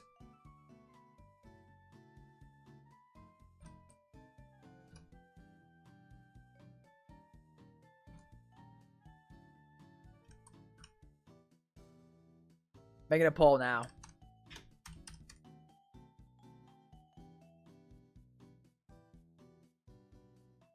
Oh yeah, the spirits actually don't have flying, which is really weird. Actually. Bad commander, good in like Orzhov Sack 99. Yeah, like Tazar Call or whatever. Just feels like something for standard players. Yeah, I agree. It's I mean, it's okay. Let's be real. You're not playing her, right? No one is looking at this girl and saying, "Oh yeah, I love playing mono white non-token sacrifice deck." Right? No one's doing that. I can safely say. Chat is tied between Get Out tier and Deece. Great and Carmen, Cruel Sky Marcher. Who is Carmen Cruel? Oh wait, you know what? She's the alt commander, right? From this girl. Returns permanents from your yard to the field. It's cool, but more 9/9 kind of thing, but absolutely base if you run her as commander. Yeah. I'm not gonna lie, chat. I know Deece is winning right now. I'm kind of feeling top of execution. If it'll let me. If it'll let me. If it'll let me. Hi. Yeah, up. Alright. Top of execution. Can we do that, chat? I mean, she's a spirit, so she's not gonna die. But, you know, we can still try. It can have a symbolic meaning. I'm about to ignore the democracy. Yeah, I am. Execution tier. For the flavor. Chat, real quick. You may have noticed that there's actually some YouTube members in the chat. Did you know, for only $2 a month, you can become a member of a channel and get access to exclusive perks such as loot chains, and also get access to our member exclusive Discord server where you can hang out with me in private, have a nice little safe space for you and your fellow balanced manners. Alternatively, if you don't want to do that, you can check out our affiliate link with our sponsor, Arcane Fortress, and get yourself some sick TCG products. If you use my affiliate link in the description down below, you can help me out at no extra cost to yourself. They actually do legit make, like, really good deck boxes. I like them a lot. They're very cool. Go check them out if you want. Shameless plug. Anyways. Moving on, chat. We have the other CODIS. Okay, here we go. Yeah. Is the other CODIS actually good? I don't remember. What's he do?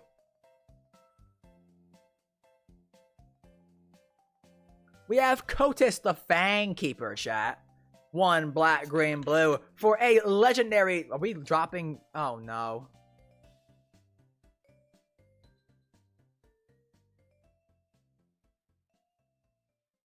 Hey chat, is stream lagging for y'all?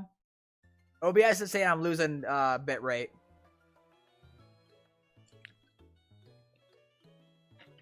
Are we good? Oh no, we're back. Are we chill? Maybe,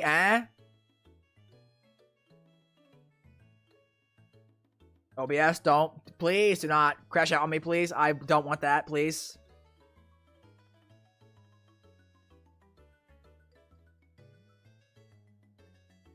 For me, it's a YouTube thing. Okay, we're chill. All right, cool. We have Kotis the Fang Keeper. 1 black, green, blue, 4 mana. Ugh. For a legendary zombie warrior creature. Indestructible! 2-1. Okay, I mean, that's not that good.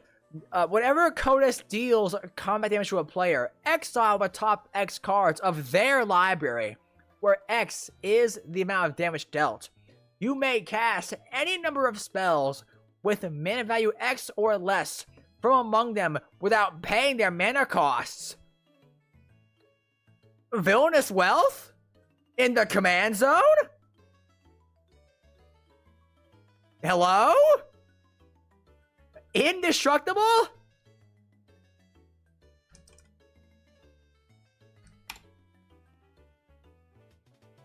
Dies to stab? What is stab?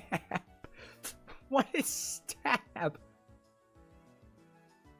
Indestructible's not good anymore? Yeah, it actually kind of is not, to be honest. But it matters. It's relevant. Dies to know where to run. Dies to know where to run.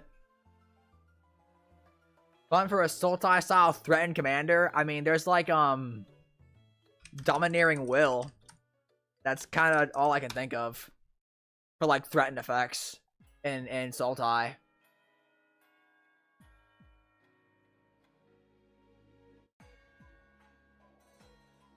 Streaming without my cigar scotch box. I got bad news, bro. Maybe it's not. Hey man, look, it's not on me that you're in the minority. Absolute democracy. This isn't Foundations. It's just 1/2 of Grasp of Darkness.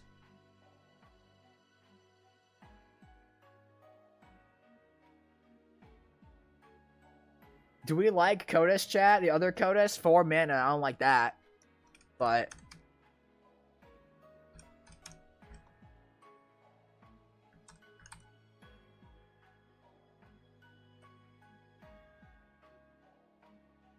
him being a 2/1 just makes him easy to remove? To what? To what, man? He's indestructible. I mean, I know his exile effects, but I mean, that dude regards to toughness.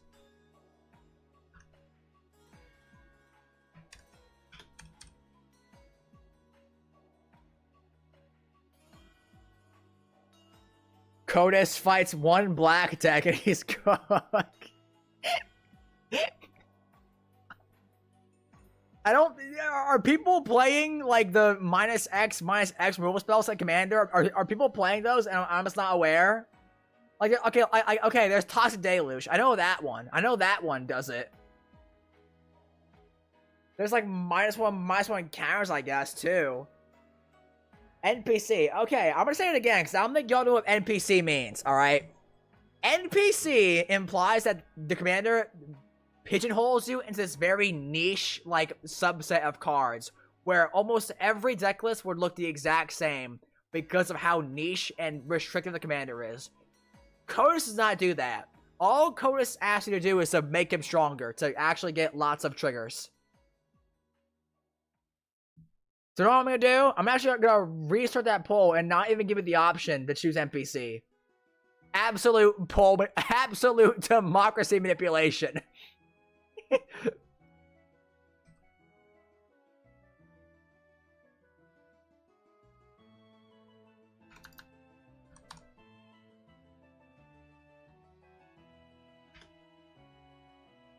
He does dodge the sacrifice strongest creature.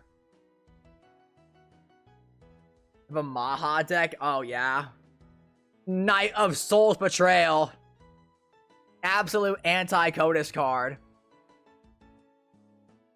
I'm gonna do the cool, smart, funny thing and just replace Commander and Team Board program with Mirim. Yeah? That actually is the smart thing to do. Like, actually, if you can afford a Mirim, yes, you actually should just replace Ireni with Mirim. But everyone's making him Voltron, so make him NPC. I don't think Voltron's really an NPC tier, like theme, though. Like, if Voltron only consisted of, like, a very niche subset of cards, sure. But, like, there's auras, equipment, even pump spells if you want this guy. Half a chat is saying pig, half a chat is saying get out. I feel like that just equates to being Deece. So it's literally half and half, get out and pig. No one's saying Deece. Just put it in the middle. Yeah, I think I agree. Is he better than Eshki? Yes. Is he better than Philothar?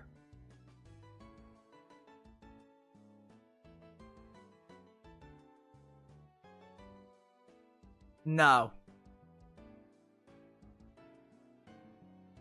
Next up, chat, we have the other Narset.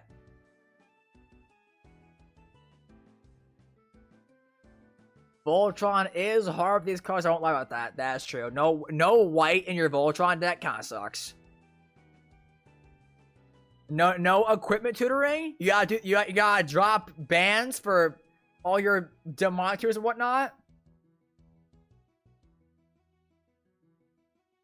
Next up, chat, we have Narset, Jeskai Waymaster, blue, red, white. 3 mana for a legendary human monk creature, 3/4. And damn, Narset looking old, bro.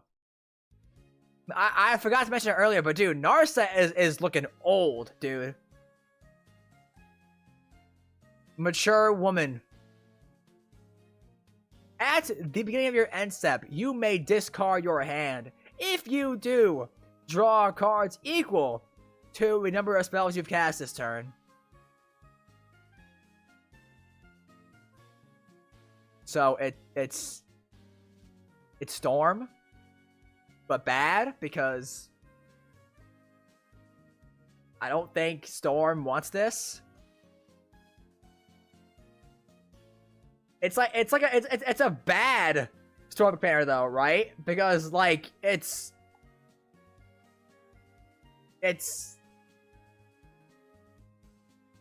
on your end step. Storm Commanders want to make mana or give you card draw during your turn. They don't want you to pass your turn. Didn't they say that they'd make a Pseudo Storm mechanic or something? I mean, I actually don't know, to be honest. Incredibly average. She is 3 mana. Her 6 mana card. There's a 6 mana card. What? Oh, wait. Per original printing. Right, yeah. Extra turn deck, maybe? I guess? Like, okay, so you storm and then take an extra turn to draw your cards? I guess I can see it.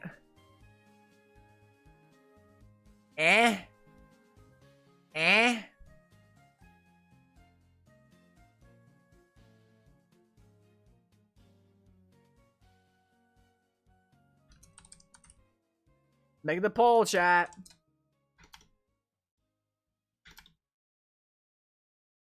Rebound?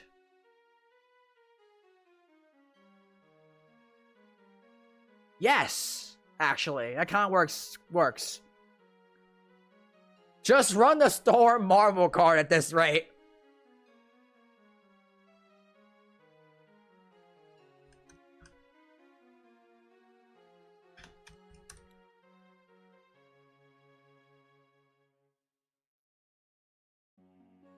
But Madness is black-red, yeah.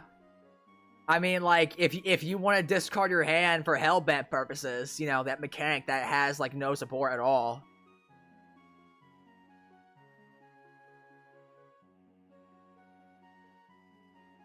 Like, I don't... 75% get out? Oh, boy.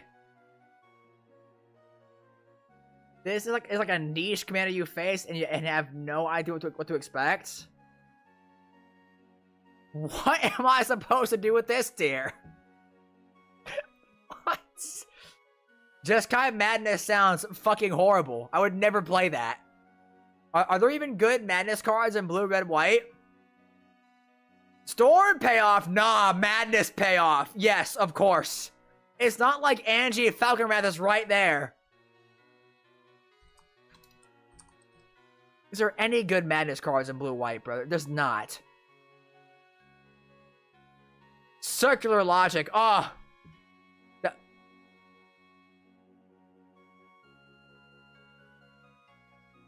Three color.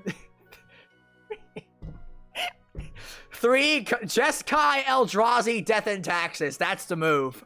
That's the move, chat. Three color Eldrazi Death and Taxes. Trigger your obsessive search. Welcome to the fold. Why? Where are you gonna get 6 cards in Jeskai? Obviously, you copy your Soul Ring twice. Duh. Easy.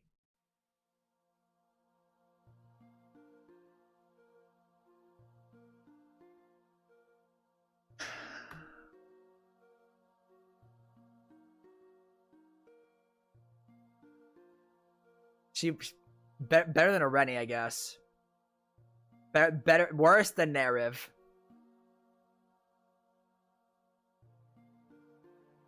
Public execution.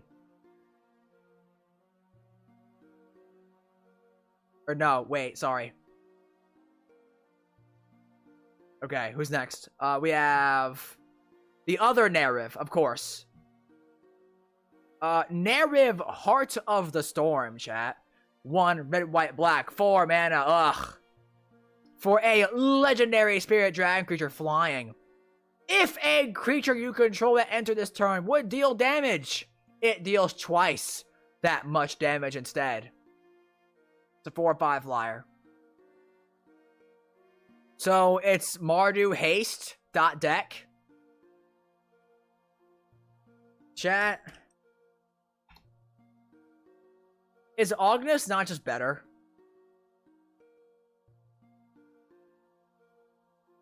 Is Ognis not just better?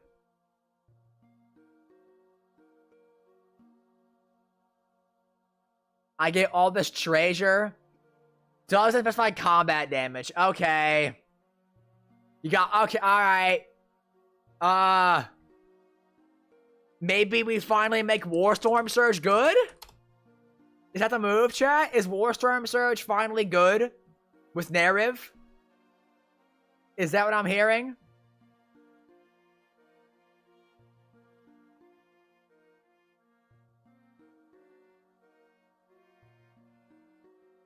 Works very good. Mobilize.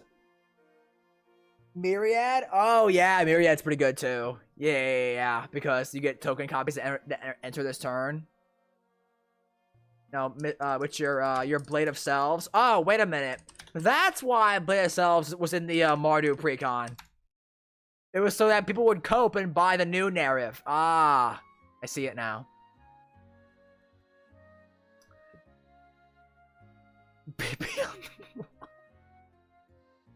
Poll going up, chat. Me personally, I think I would just prefer playing Ognis, but maybe I'm nuts for that, according to chat. I guess it doesn't specify combat damage. You got me there. I'm sorry.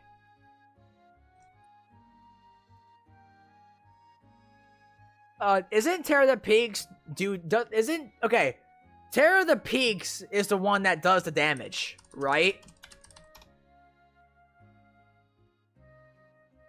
Yeah, Terror of the Peaks does the damage, so it actually doesn't work with narrative beyond the first turn it enters.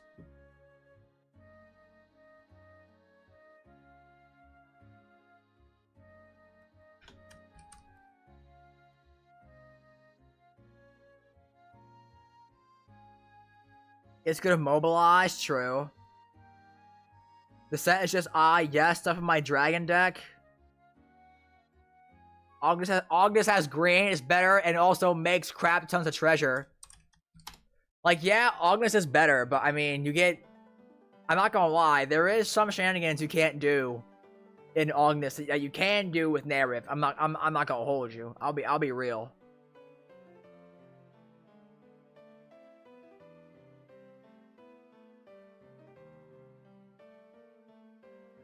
Chat saying these up. Vote in the poll, chat, for narrative placement. 1 vote for Get Out tier. It's also Samut.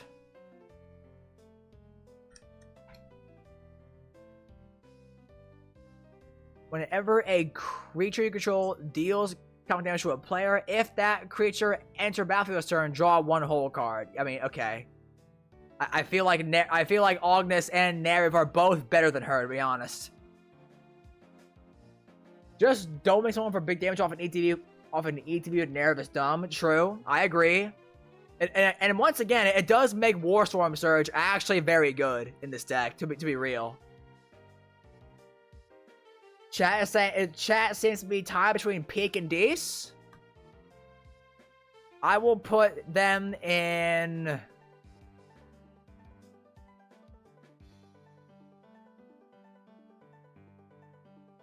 above Zergo? Chat? You feeling above Zergo? No, green is sad though. Is it though? Is it?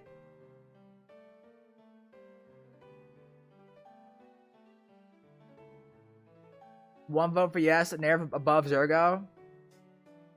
2 vote. Alright, cool, we got it. Good job, Nerev. I guess great is the Mardu tier. I don't know what to tell you.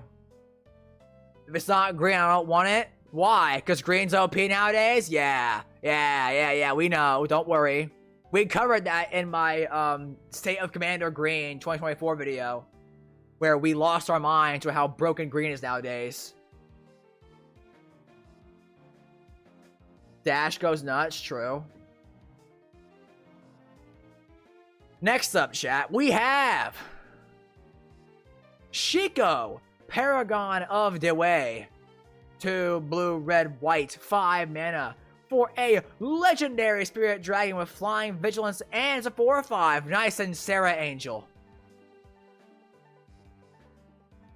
When Shiko enters, exile target non-land card with mana value 3 or less from your graveyard. Copy it. Then you may cast a copy without paying its mana cost. That's it.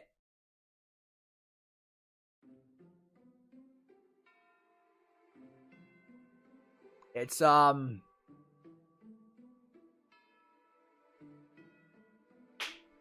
it's fat Ristic Study. This one goes infinite. When it enters, exile target non-land permanent. Curse Mirror combo. What? How's it a combo? You gotta exile cards to your graveyard, chat.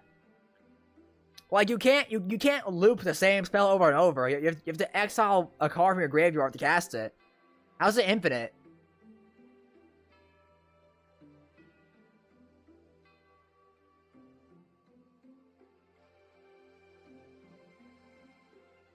Legend rule? Yeah, like I saw people in chat saying infinite. How's it go infinite?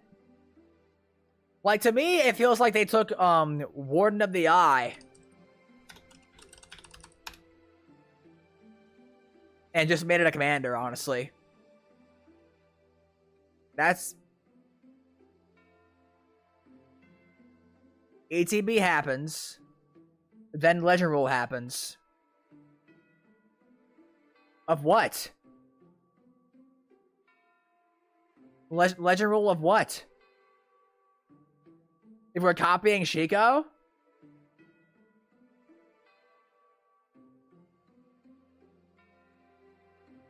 Doesn't exile a card. It literally says exile target non-land card from your graveyard.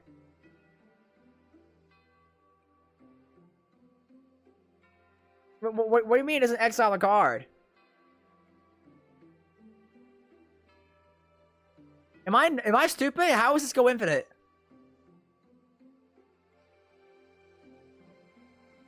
But not the card you want to play. What? Okay, let me say, okay. When Shiko enters, exile target non-land card with mana value 3 or less from your graveyard. The card's gone. It's exiled. That's it. And then you copy it. Then you may cast a copy without paying its mana cost. A copy of a permanent spell becomes a token.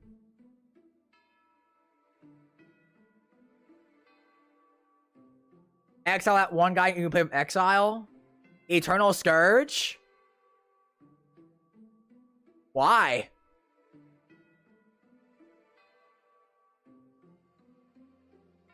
Do Underworld Breach combos, maybe? I mean, yeah, but that's nothing new. You can do Breach combos and everything. Breach is really easy. Squee, my boy. Yeah, like, I don't... If there's something I'm not aware of, somebody in post-production video version can tell me. But so far, no one in chat is saying, like, oh yeah, there's this combo with Shiko and this card that results in shenanigans. No one said that yet. I don't see the infinite either. You can't loop the same card over and over. Whatever Shiko targets is gone forever, and she copies it once, and that's it. Yeah, if you are watching this in the future, when the video version comes out and there is some combo with her I'm not aware of, please feel free to let me know in the comments. Because right now I'm not seeing it. Shiko to me is just like a fat Snapcaster, but not Snapcaster because it doesn't have flash.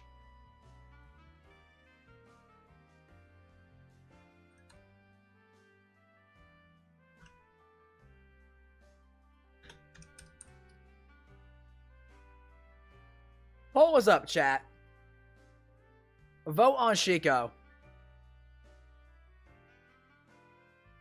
Oh no. Oh no. It's like a 9/9 card in my opinion. I mean, honestly, I'm not sure why you would. Like, I mean, it's like, it's a recursion spell you pay more for to get a bigger body, which is like the most irrelevant thing ever in Commander. I'm not sure why where you play this. I mean, if you want a budget Snapcaster, even though it's $6, and actually, I'm pretty sure Snapcaster actually is $6 right now. Okay, it's 15. My bad. Not quite that cheap just yet. Dragons? Okay. You got me. Recur your Dragon Tempest if someone blows it up. Chat is saying get out here.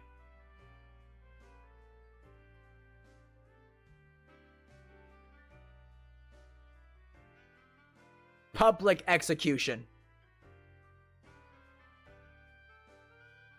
Next up, chat. Oh, here we go.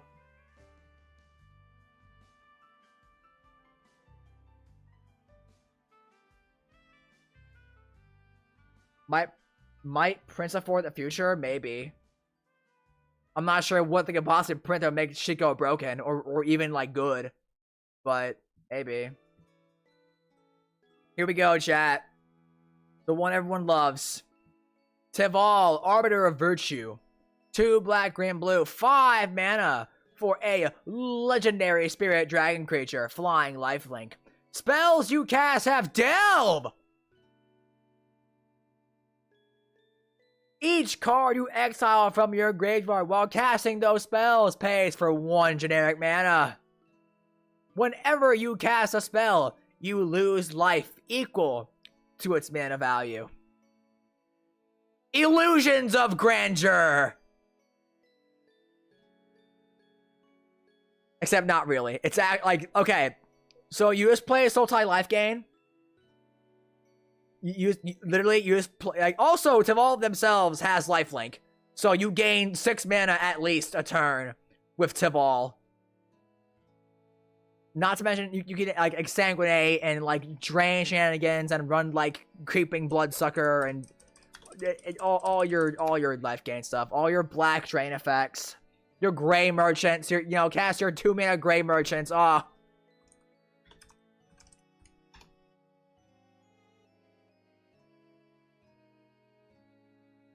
Delve, Death, Shadow sounds good. I don't think that's how. What? Huh?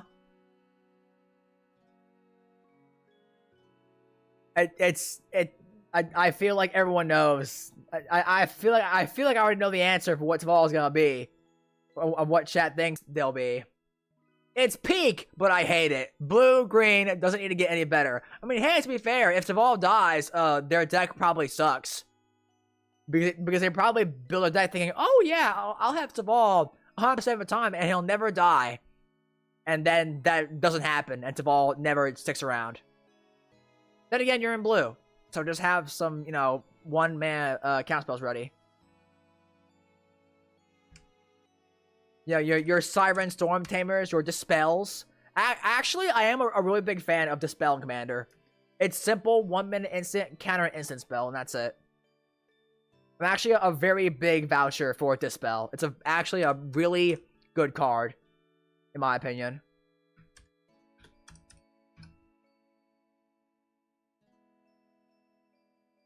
Sultai Eldrazi, true.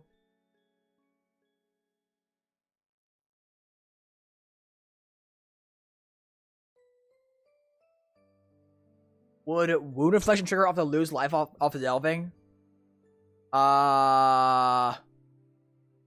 Would Wound Reflection trigger off the lost? Would Wound Reflection trigger off the lose life of the delving? I don't think so. I mean, it's each opponent, so no. It only affects your opponents. 20 cast spells and exiles coming your way. Yeah, like.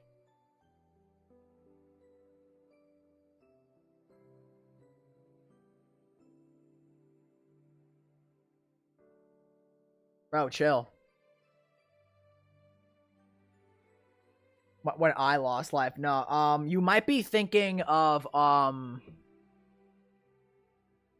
like, Sword of Discord, because you can link you and someone else. So that would trigger the Sword of Discord life loss. Or JK, no, it wouldn't, because it's damage. Never mind.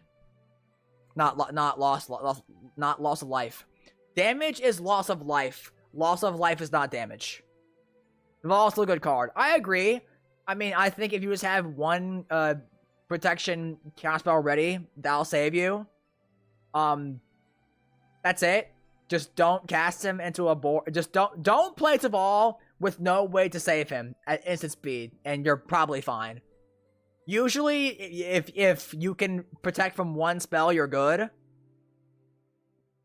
For the most part, sometimes we get unlucky, and you save yourself from one, and then somebody else comes in and also kills Taval, which sucks if that happens. Alternatively, you could just like, I don't know, just ramp a lot and don't cast Taval on curve. Like, don't cast Taval on turn 4 through ramp. Cast him on like turn 6 when you actually have a surplus of mana. Build Taval with Fateful Hour. I don't think there's enough good Fateful Hour cards.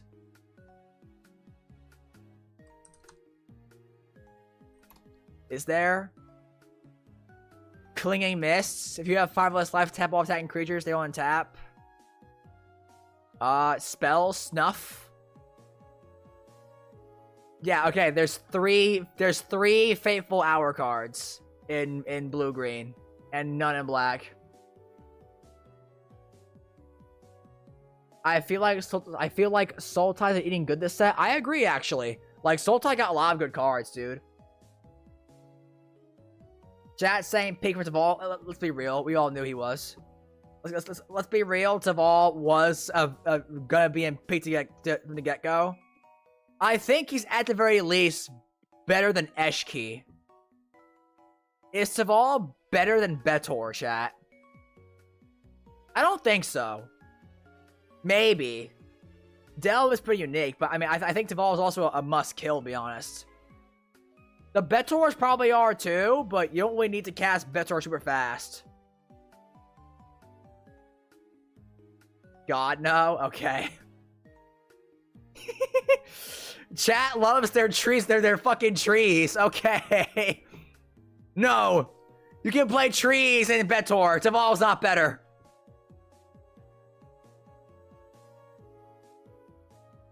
Betor, you can be sort of Betor, you can sort of be seen with Deval. It's very obvious, true.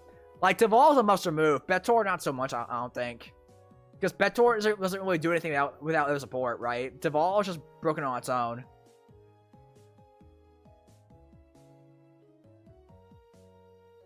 Four commanders left, chat. We have Rennie, the song unending.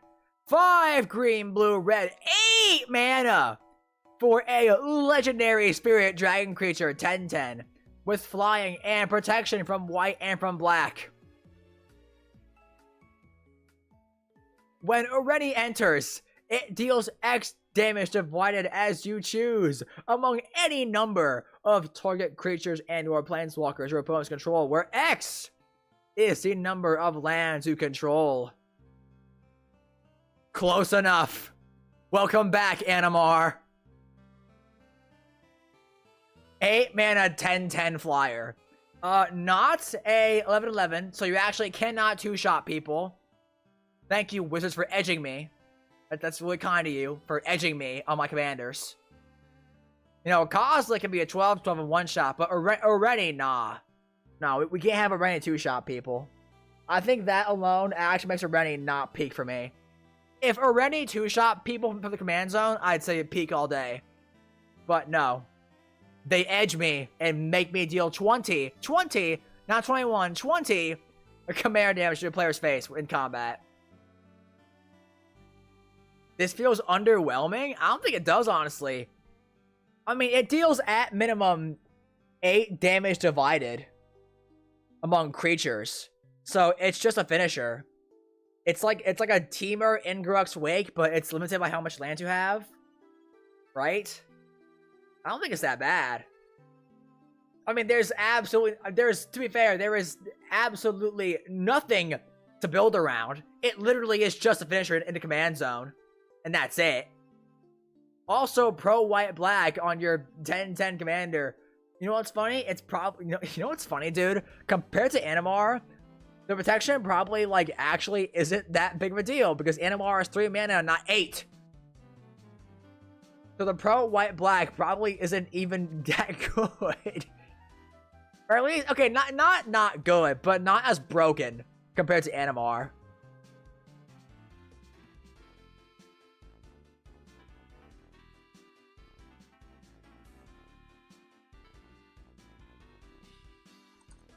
How we feeling, chat? Chavalara just and is 6 mana instead of 8. Chavalara blows up everything, not just your opponent's stuff. It also has to die, and it's not an ETB trigger.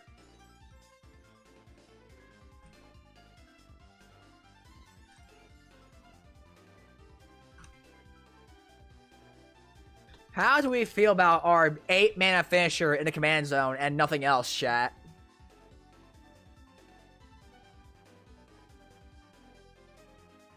Displacer Kitten, true. Okay. You want to blink your giant dragon? Land destruction will be a good excuse to play when you fight this deck. Yeah. Yeah, it actually would.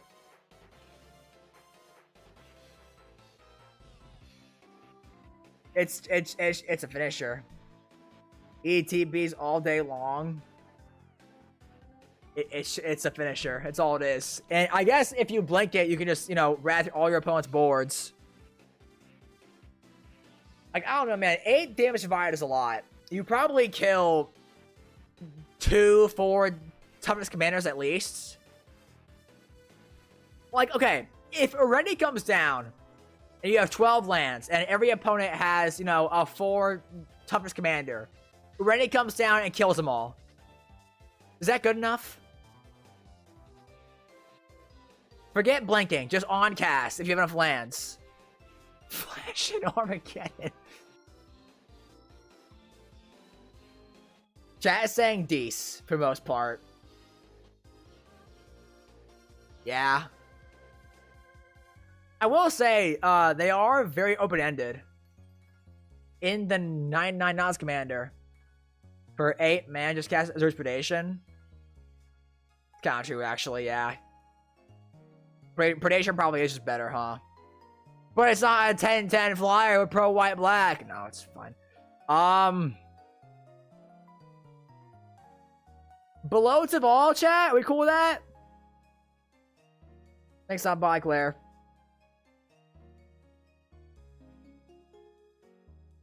I'd rather Azure Predation. Yeah, that's fair.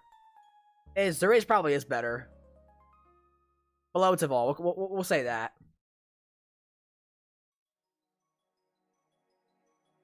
Next up, chat, we have the Zergo on the second page by himself. We have Zergo, Thunder's Decree. Red, white, black, 3 mana for a legendary orc warrior creature. Mobilize 2! And not just 1. Whenever this creature attacks, make 2 tap attacking 1/1 red warriors. Attack with next end step. Yeah. During your end step, warrior tokens you control have this token can't be sacrificed. Hey chat, do you remember how I said that so far this set has no NPC commanders? You know what Zergo says? Build Mobilize. And that's it. Warrior Myriad? No, it's only warrior tokens. It's only warrior tokens. So you have to be, I guess, if you're gonna be like, you know, giving other things Myriad, like literally only Blade of Selves. Not Blade of Selves. Wrong thing. Is it in here? No, it's not. Like it's literally only Blade of Selves, I think. It's only Blade of Selves and Legion Loyalty for Myriad stuff. I guess you can do like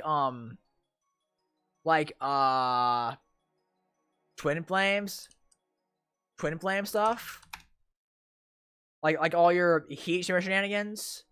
Play Changelings and copy them. Play Changelings and copy them. Myriad Exiles though. Oh wait, yeah. That's actually true. Yeah, so Myriad doesn't even work. It exiles tokens, so Myriad doesn't even work actually. So you're left, you can like Kiki Jiki your warrior creatures.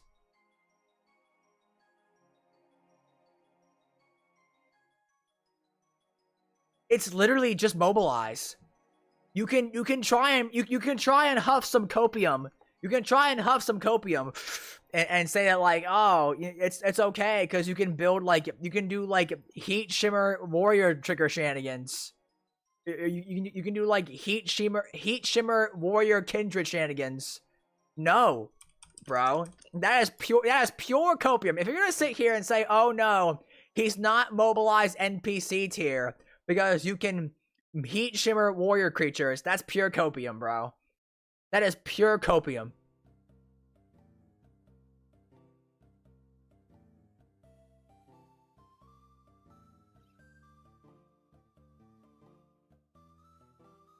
Mondrag? Who is Mondrag? I doubt it saves this, but I'll look just for you. I'll look just for you.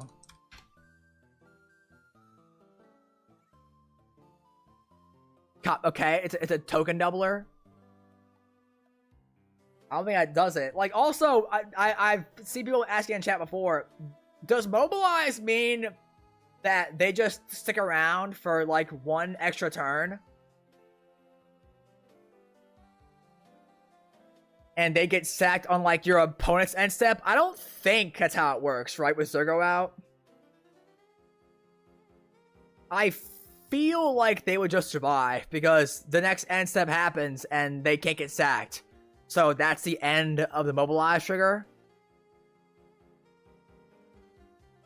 Why are y'all saying tokens? Why are you saying tokens? As if Zergo has as if Zergo is not a 2/4 that will die after like turn 4 in combat.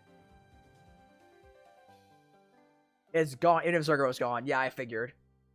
Like, bro, it's literally it's mobilize NPC tier, or pure copium heat shimmer warrior kindred. No, the one and only. Probably, I think. Rip Zergo. They were doing good too, Brand. They had 2 slots in great. Oh well.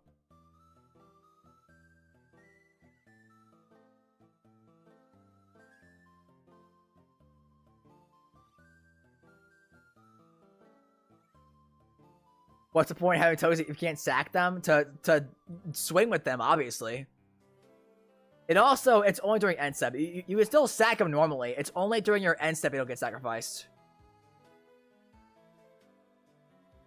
Next up we have, where is he? Where is he? Here we go. Taigam, Master Opportunist, 1 blue, 2 mana for a legendary human monk creature, 2/2 with Flurry. Whenever you cast your second spell each turn, copy it. Then, exile a spell you cast with 4 time counters on it. If it doesn't have Suspend, it gains Suspend. At the beginning of its owner's upkeep, they remove a time counter. When the last is removed, they may play it without paying its mana cost. If it's a creature, it has haste. Has anyone told you your background looks like someone from FNAF? Yes. I've had many people tell me I live in fucking Five Nights at Freddy's. Ho ho ho ho ho ho ho ho ho ho ho ho ho ho ho. Ooh. Okay. Tagam. Your second spell you cast each turn has to spend. Don't play counter spells. Don't play counter spells.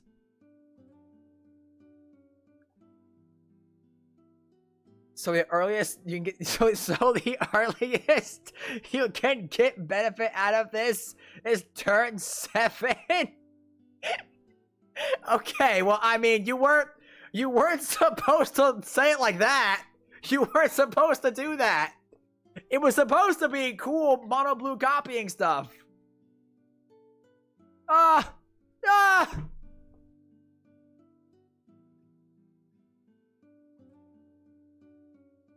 Hey, look. If your second spell is a creature, my lip hit the microphone. If your second spell is a creature, it copies the creature. And it gains haste.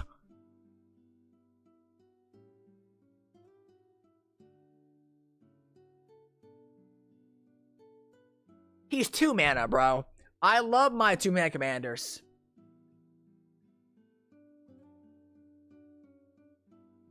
Isn't it Teamer? Isn't it a Teamer Doctor Who deck? Not is it? And yes, you can manipulate time counters in that deck. It actually breaks impending on the overlords since a copy enters as a creature that needs to be suspended. What? Haste is also a suspend mechanic thing. All creatures that have suspend gain haste when they enter if you suspended them. That's just a part of the ability of suspend. It breaks impending on the overlords. The one overlord you can play this deck. Since a copy enters as a creature without needing to be suspended. What?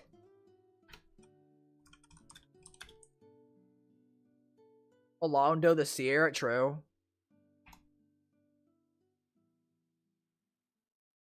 If you cast a spell for its impending cost, it enters with 4 time counters. and isn't a creature until last moved. What the hell?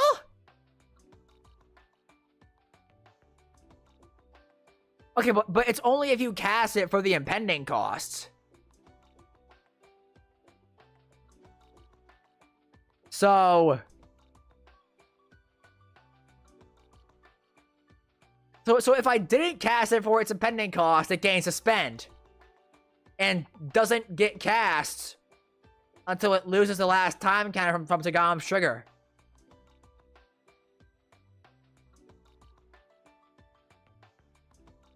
How does this work? What? Hang on. Wait a minute.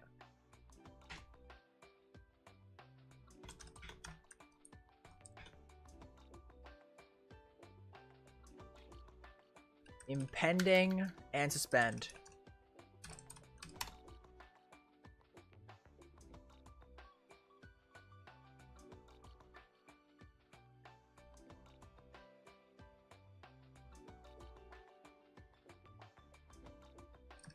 What happens if a card with suspend, or no, impending, gains suspend? If a card with impending gains suspend, it enters a battlefield with time counters. And while it has time counters, it's not a creature, acting as an enchantment instead. Okay, so if you copy Overlord of Flood Pits with Tagam, you just get 2 copies that are impending. Assuming you cast the second version for the impending cost. Here, I'll show it for chat. It's this. According to the AI overview, let's hope to God Google's not wrong. If it is, I'm sorry.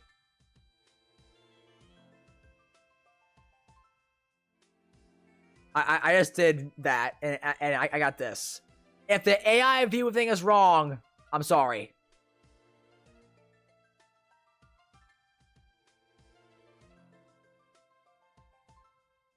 Okay, so he has a really cool interaction with Overlord. That's, cool. He also does nothing until turn 7. According to chat, which is not really dishonest. I think that there are cards that, like, mess with time counters, like all the, are there mono blue time travel cards? I don't even know. I'll search in a moment.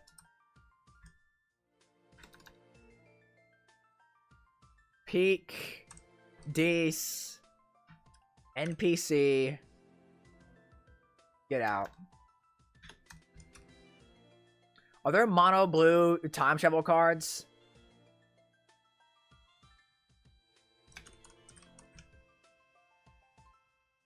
Just force extra turns into him? Okay, I mean, yeah, you could. All of history all at once. Storm, time travel, okay. Time Beetle, Skulk when it hits someone, time travel. Wibbly wobbly, timey-wimey, time travel cantrip. There's also rotating fireplace, which is not a thing that anyone would play.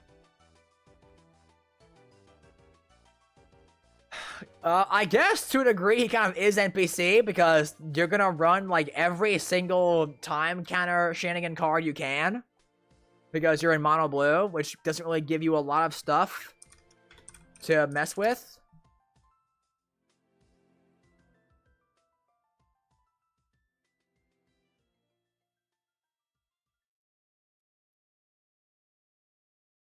Let's get the OG spell. Yeah, I know. Jorah's time bug, I guess, is also another thing. It's like a suspend dork.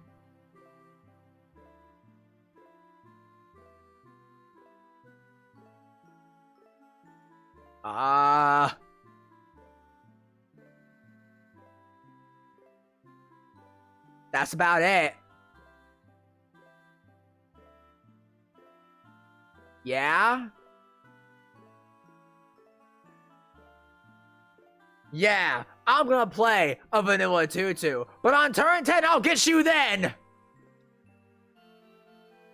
I mean, it's mono... Okay, look. It's mono blue. Mono blue generally does not become good until the late game. You can kind of speed up the suspend with all your... with what little time counter support you have in mono blue. He might be NPC tier, chat. I'm not gonna lie. Vote in the poll. Vote in the poll, chat.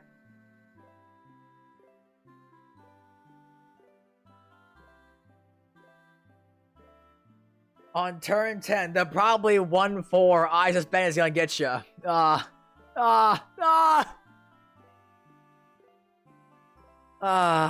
don't want to say he's NPC tier over like 10 cards at most.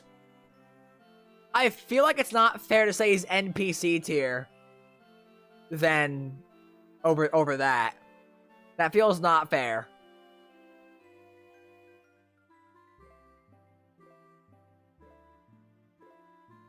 Def better and staring and modern commander. Is it though? Is it? Maybe, I guess. I'm gonna put him at like...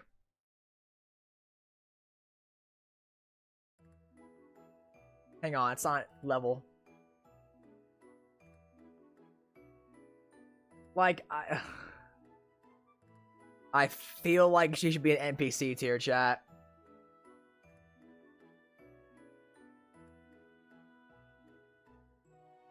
No. I'll put him, like... I'll put him above Eshki. Would you even be able to play with him? Would you even be able to play whatever you suspend in with him in Modern? You probably die before one counter comes off the card. Yeah, exactly. It's horrible in Modern. Maybe in Standard. But, like, don't play counter spells with him, because they do nothing with counter spells.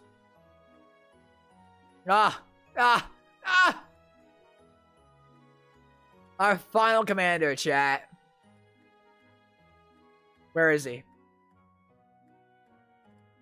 Public execution? No. He's cool. You just gotta survive long enough, man.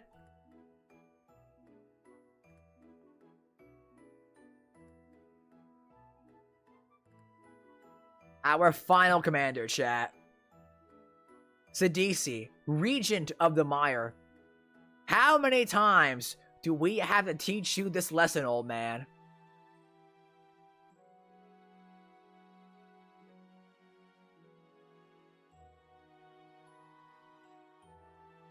I don't think that's how it works.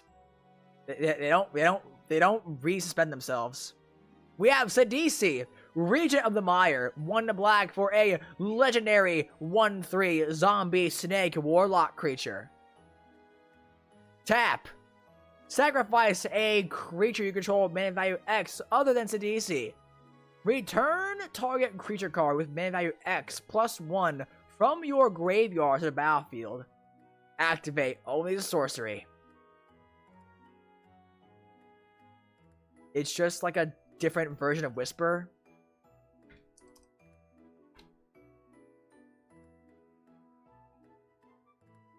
I can find him. Okay, here he is. It's like infinitely worse than Birthing Pod, because you don't get to go and get the creature you want. You gotta get it in the graveyard first. Like, it's like way worse than Birthing Pod. Like, what are you doing with this? Are you looping 2 creatures to get 1 free death trigger return?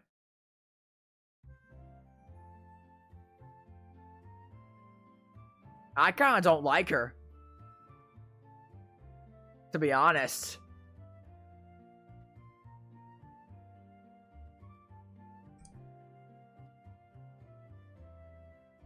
I can get 1 Death Trigger loop to turn. Oh. In the 99, honestly, I'm not even sure she's good in the 99, dude. I'm not sure I like her even there. Phyllis Broker, Blood Enabler. Ow! Oh yes, I will sack my 7 mana creature to recur Villas. How do you get a 7 mana creature in the field? I'll tell you how. Reanimate. But guess what you can do? You can just get Villas in the yard in the first place and just cast Reanimate targeting Villas. Forget the mana value shenanigans. What do you need DC for? Ah! Ah!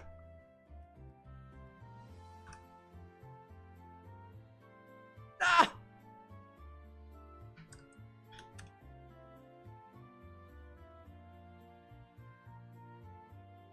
Polls up, chat. Vote on a DC. Let me see that public execution tier.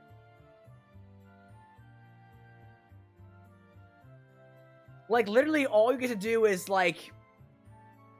literally all she does is you can loop 2 different creatures' death triggers every turn, and that's it. And that's all she does. Don't say she's good to like cheat out a big creature because in order to cheat out said big creature, you have to get a different big creature on the field first. At which point, why on earth are you not just reanimating said big creature you want to get out in the first place? Cool design, but it's asked for a lot of setup. Exactly. It's not good. It's not good. Just another way for modern players to cheat in Brand. If they're stupid, yeah, sure. If modern players somehow all got if the entirety of the modern player base all got lobotomized at once somehow, then sure. Because there's already way faster and stronger, more consistent ways to get Brand on the field, like Goryo's Vengeance. You don't gotta wait a whole turn cycle to get Sidisi to work.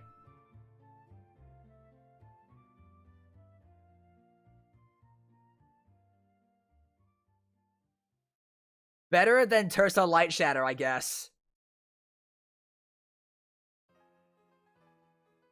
That's about it.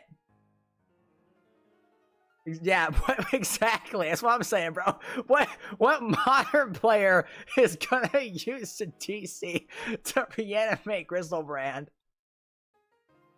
First of all, playing any 2-mana card in Modern that does nothing on ETB is already a recipe for disaster.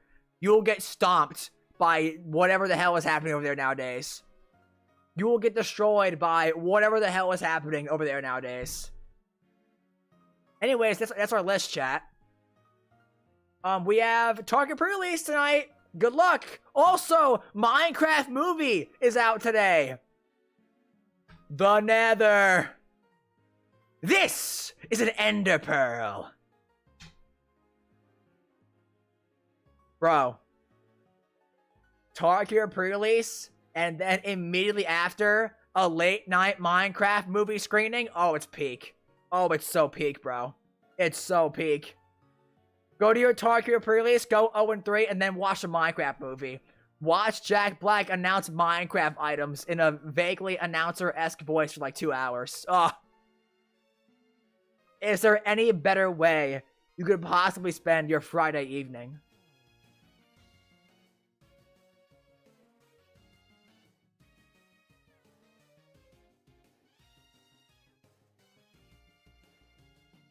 Absolute peak. Chicken Jockey. I am Steve. God, dude. Dude, it's either gonna be so bad or like really good. JK, we all know the real answer. What's actually gonna happen is that movie is gonna be so bad it's good. That is what's actually gonna happen. From what I've heard, the theaters have actually been mostly like 20-somethings. It's actually not really been a lot of actual children. It's been mostly like people who like grew up with Minecraft on like Xbox 360 or whatever, and them just like applauding at the stupid shit Jack Black says, and that's it. Like, I've seen clips where Jack Black just says Ender Pearl and the whole theater erupts in applause. What? Ah.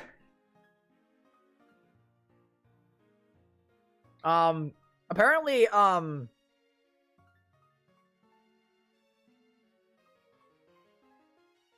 apparently Critical went to see the movie and his theater was empty. There's no way that shit is not staged. There's no way Critical didn't buy out the whole theater for himself just to make it look like no one came opening day. There's no fucking way. That shit was so cap, bro. That shit is so cap. I love Crickle's content. Crickle's cool. I like him. He's a chill dude, but that's totally staged. Yeah, it's gonna be like 19 to like 25-year-olds, 100%. I'm pretty sure for that movie. I have a friend picking me up to go to Tarkir pre-release. I'm gonna try and rope him in and any other friends we go to pre-release with into going to the late night screening of the Minecraft movie. I'll probably fail. I'm gonna try. So we'll see what happens. We're gonna get a Minecraft movie review stream. Would you want that? Would you want a Minecraft movie review stream on the channel? Would you want that, chat? On my Bounce Magic channel? I might post one on like the live channel. Like the non-Magic channel.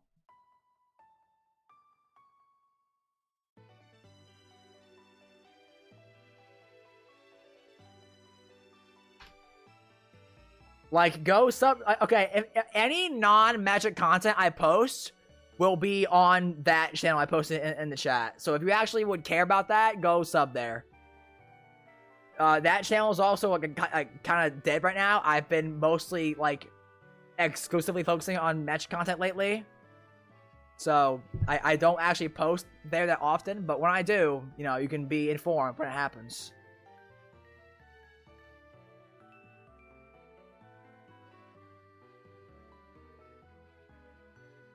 I think I might inspire previous kids to see it in the theater for the Minecraft movie and crack back during the ads. That's fair. In terms of pre-release chat, for anybody who's attending, for anyone who's attending the pre-release, I believe the clan pack you get for each pre-release kit, you get almost exclusively cards that have the clan watermark. Like if you get the Abzan Precon, your Abzan pack will be almost only cards that have the Abzan watermark on their cards. I'm picking Sultai because all these Sultai watermark cards just are really good kill spells. Death Begets Life if I get it. What else is there? Rot, Curse, Rakshasa. Tival if I get him.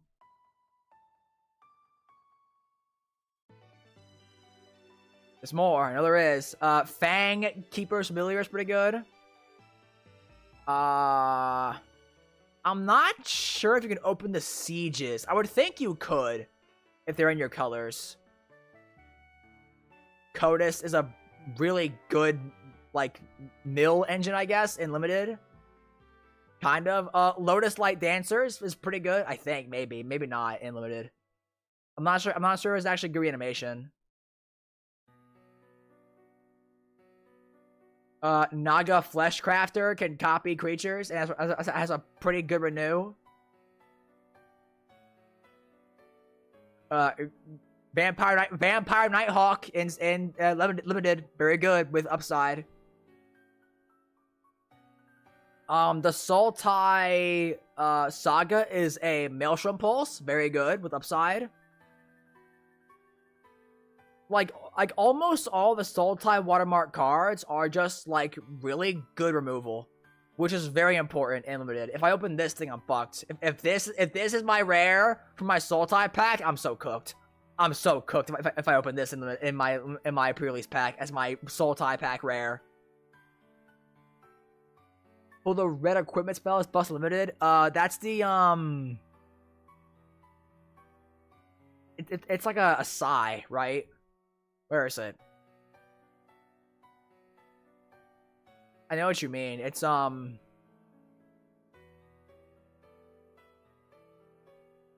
this thing, the Corey Steel Cutter.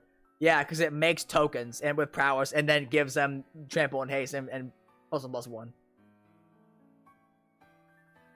I was gonna do Teamer. I feel like the Teamer pack might be strongest because Teamer's mechanic is harmonized, which is flashback, which is card advantage. Like, Teamer's mechanic is the only mechanic in the set that actually is just straight card advantage. So Teamer might be the strongest if you're trying to win games. My LGS's prize support is literally just 1 pack per win, and that's it. It's not like if you go 3-0, you get 8 packs at my LGS. That's not what they do here. So I kind of don't really care a lot about winning that much. I just want to open good cards. So I'm picking Sultai. Curiosity chat, how much is pre-release in your areas? Because for me, it's $40 here. Is $40 for Tarkir like the average for pre-release? Even then, like our prize port is not that great. It's 1 pack per win. Ah. Odd? What is odd? I actually legit don't know. What is that? I don't know what currencies, man. Is that euro? Australian dollar. Ah. So. Okay, so for you, if your price was converted to over here, it'd be 30. Yeah, I'm paying 40 for pre-release. Ugh. I getting sharked and I don't realize it, chat.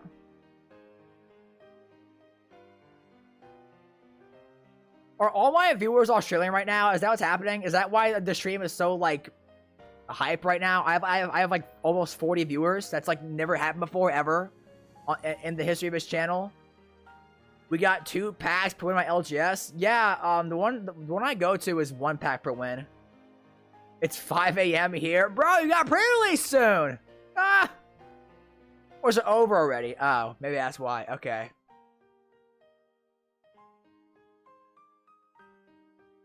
I'm not Australian. Good thing you're not in danger from the horrible giant spiders. Midwestern, about $40 here too. Yeah, honestly, if I'm being real, I'm gonna try and like chat. I'm cursed, all right. I'm actually cursed, like legit. Every time I play limited, I always end up playing Grixis. Every single time, like always. Now, this is the enemy tricolor set. So maybe it won't happen this time, but there's also a lot of like mix and match color support. So even though I'm gonna buy the Sultai Precon or Sultai Pre-release kit, I might still end up being Grixis somehow.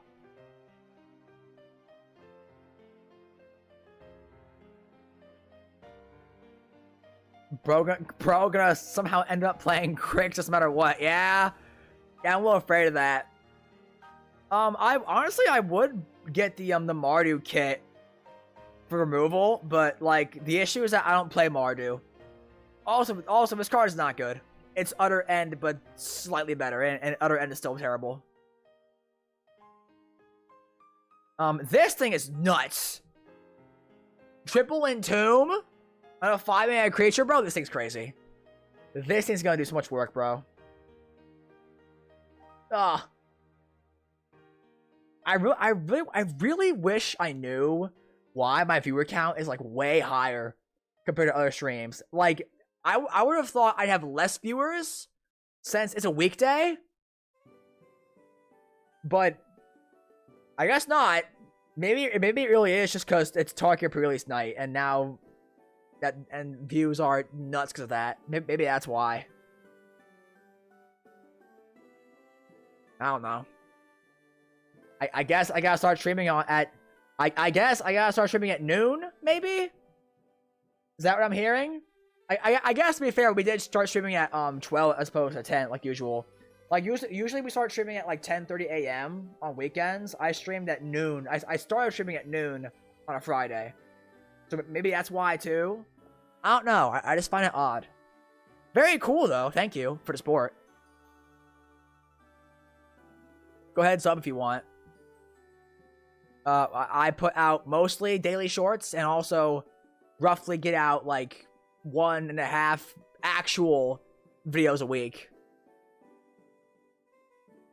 How's our tier list look, chat? Are we happy? Do we like this?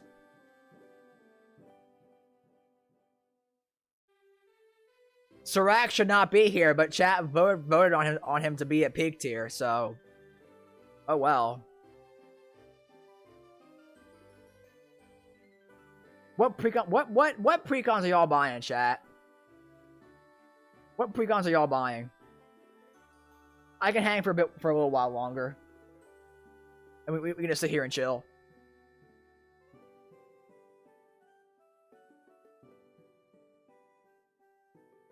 I'm probably buying a Sultai one. Like, so for a really long time, I've wanted to make a legit Labman deck. Like, not like, oh yeah, I'm gonna mill my whole deck at once and then win Labman. Like an actual, like, tried and true, mill myself, then get Labman out and win deck. I've wanted to do that for a long time.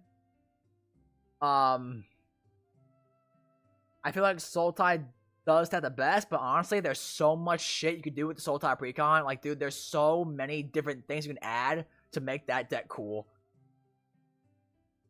Like, I'm thinking about going kind of like Group Mill too, to try and get more value out of, like, Afterlife from the Loam, which is a nuts card, dude.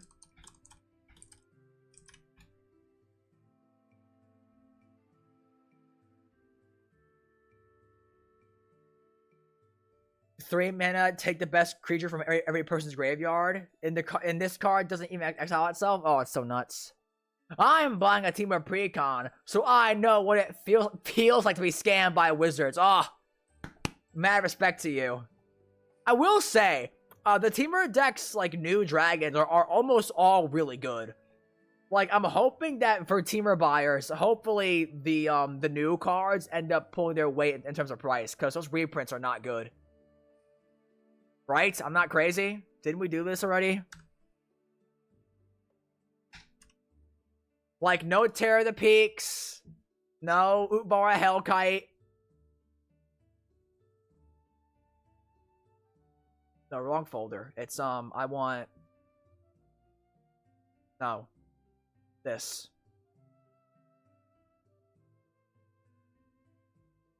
Wrong one. This one. Yeah. Like, we, At Sushi is $5 for some reason. Why? He's horrible. Hellkite Courser. Okay, that was good. That's a good reprint. Hellkite Courser is a good reprint. The issue is that we made Eshki our commander. And that's why I cut it.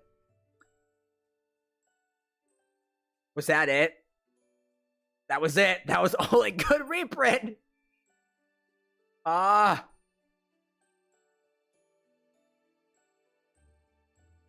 Dragon Lord of Tarkir is $5 too, I guess. Gotta love 3-man Dragon Lord servants. I guess, okay, so Nogi is a good reprint too, but he's bad. Like, Nogi is only expensive because he was only ever printed in the Game Night product. And that's it. Sarkhan is $6 too, apparently. Why? Yeah, like, I feel like... Okay, well, I mean, okay. The value is Hellkite Courser, Nogi, and then hopefully the new dragons actually pull some weight. Because let's be honest, these new dragons are kind of nuts. Deceptive Frostkite. Really good card. Blue Collar Scourge, really good card. Parapet Thrasher, really good. Thunder Mane Dragon, really good. Ureni, again, really good. Zenith Festival, good. Will of a Tamer, good. Become the Avalanche, you probably do end up cutting this at some point, but it's still a good card. To be honest. So, I mean, we cut 24 cards from the, Teamer Precon in our upgrade video. Or upgrade stream, rather. Sultai had 24 cut as well, but honestly, I think we kind of overshot here. Like, we cut way more than we needed to. Like, depending on your build, dude, you could totally not have to cut, the Void Walker, Forbidden Alchemy, Lord of the Forsaken, Selection, Gear Hulk, Knob Nixilis, Witness. Like, we honestly, we actually probably did cut way more than we needed to for this deck. We did add a crap ton of lands as well. Like, I think a lot of the cuts were mostly just to add lands. Like, we added cycling lands, Tectonic Edge, Overlook, Wilds, Dried Arbor, all that stuff. Angel of Suffering we added. Breach. Diabolic Ref, my goat. Ripples. What changed the Abzan list? Oh, dude, the Abzan list we changed like almost nothing. The Abzan list is really good. We only cut 17 cards. I thought it was less, actually. We cut Betor and we cut the other Betor.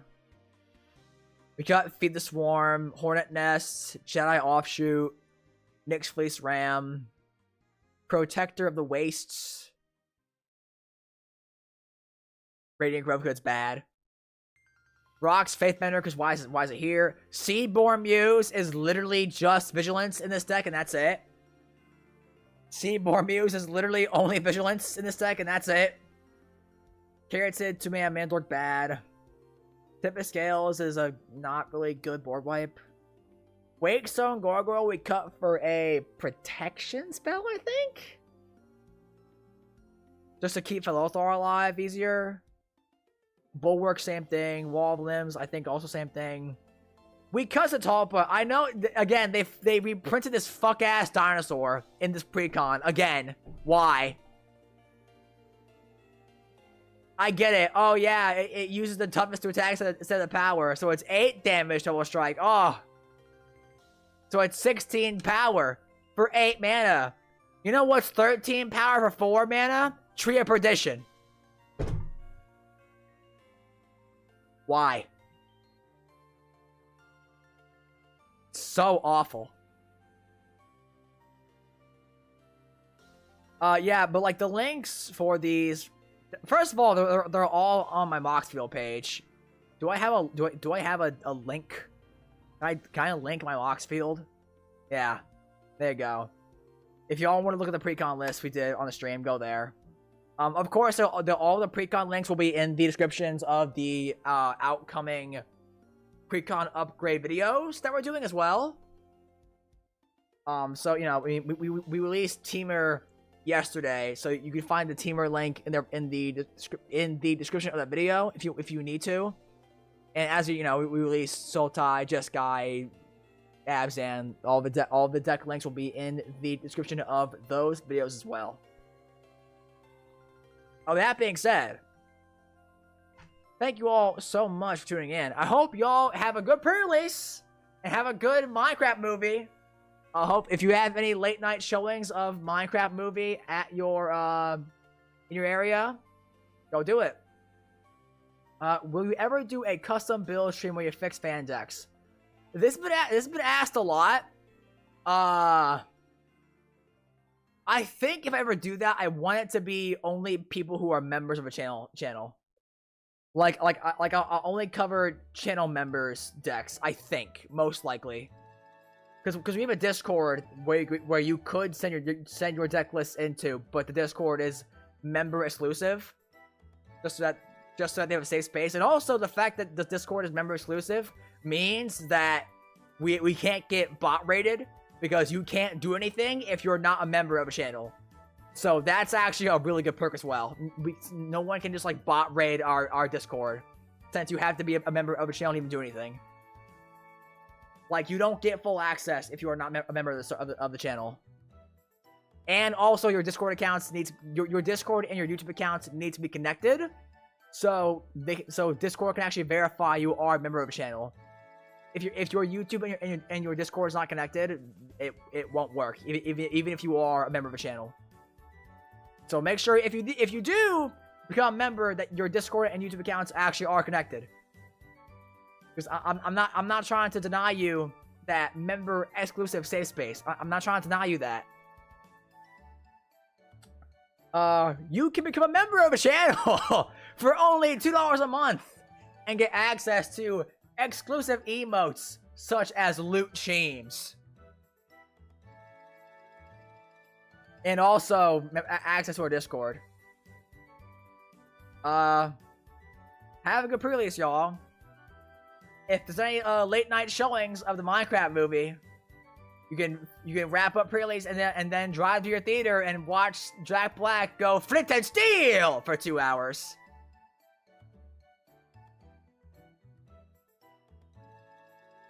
I love y'all. Thank you all so much for tuning in. Good luck at your pre-releases. And I will see you all next time.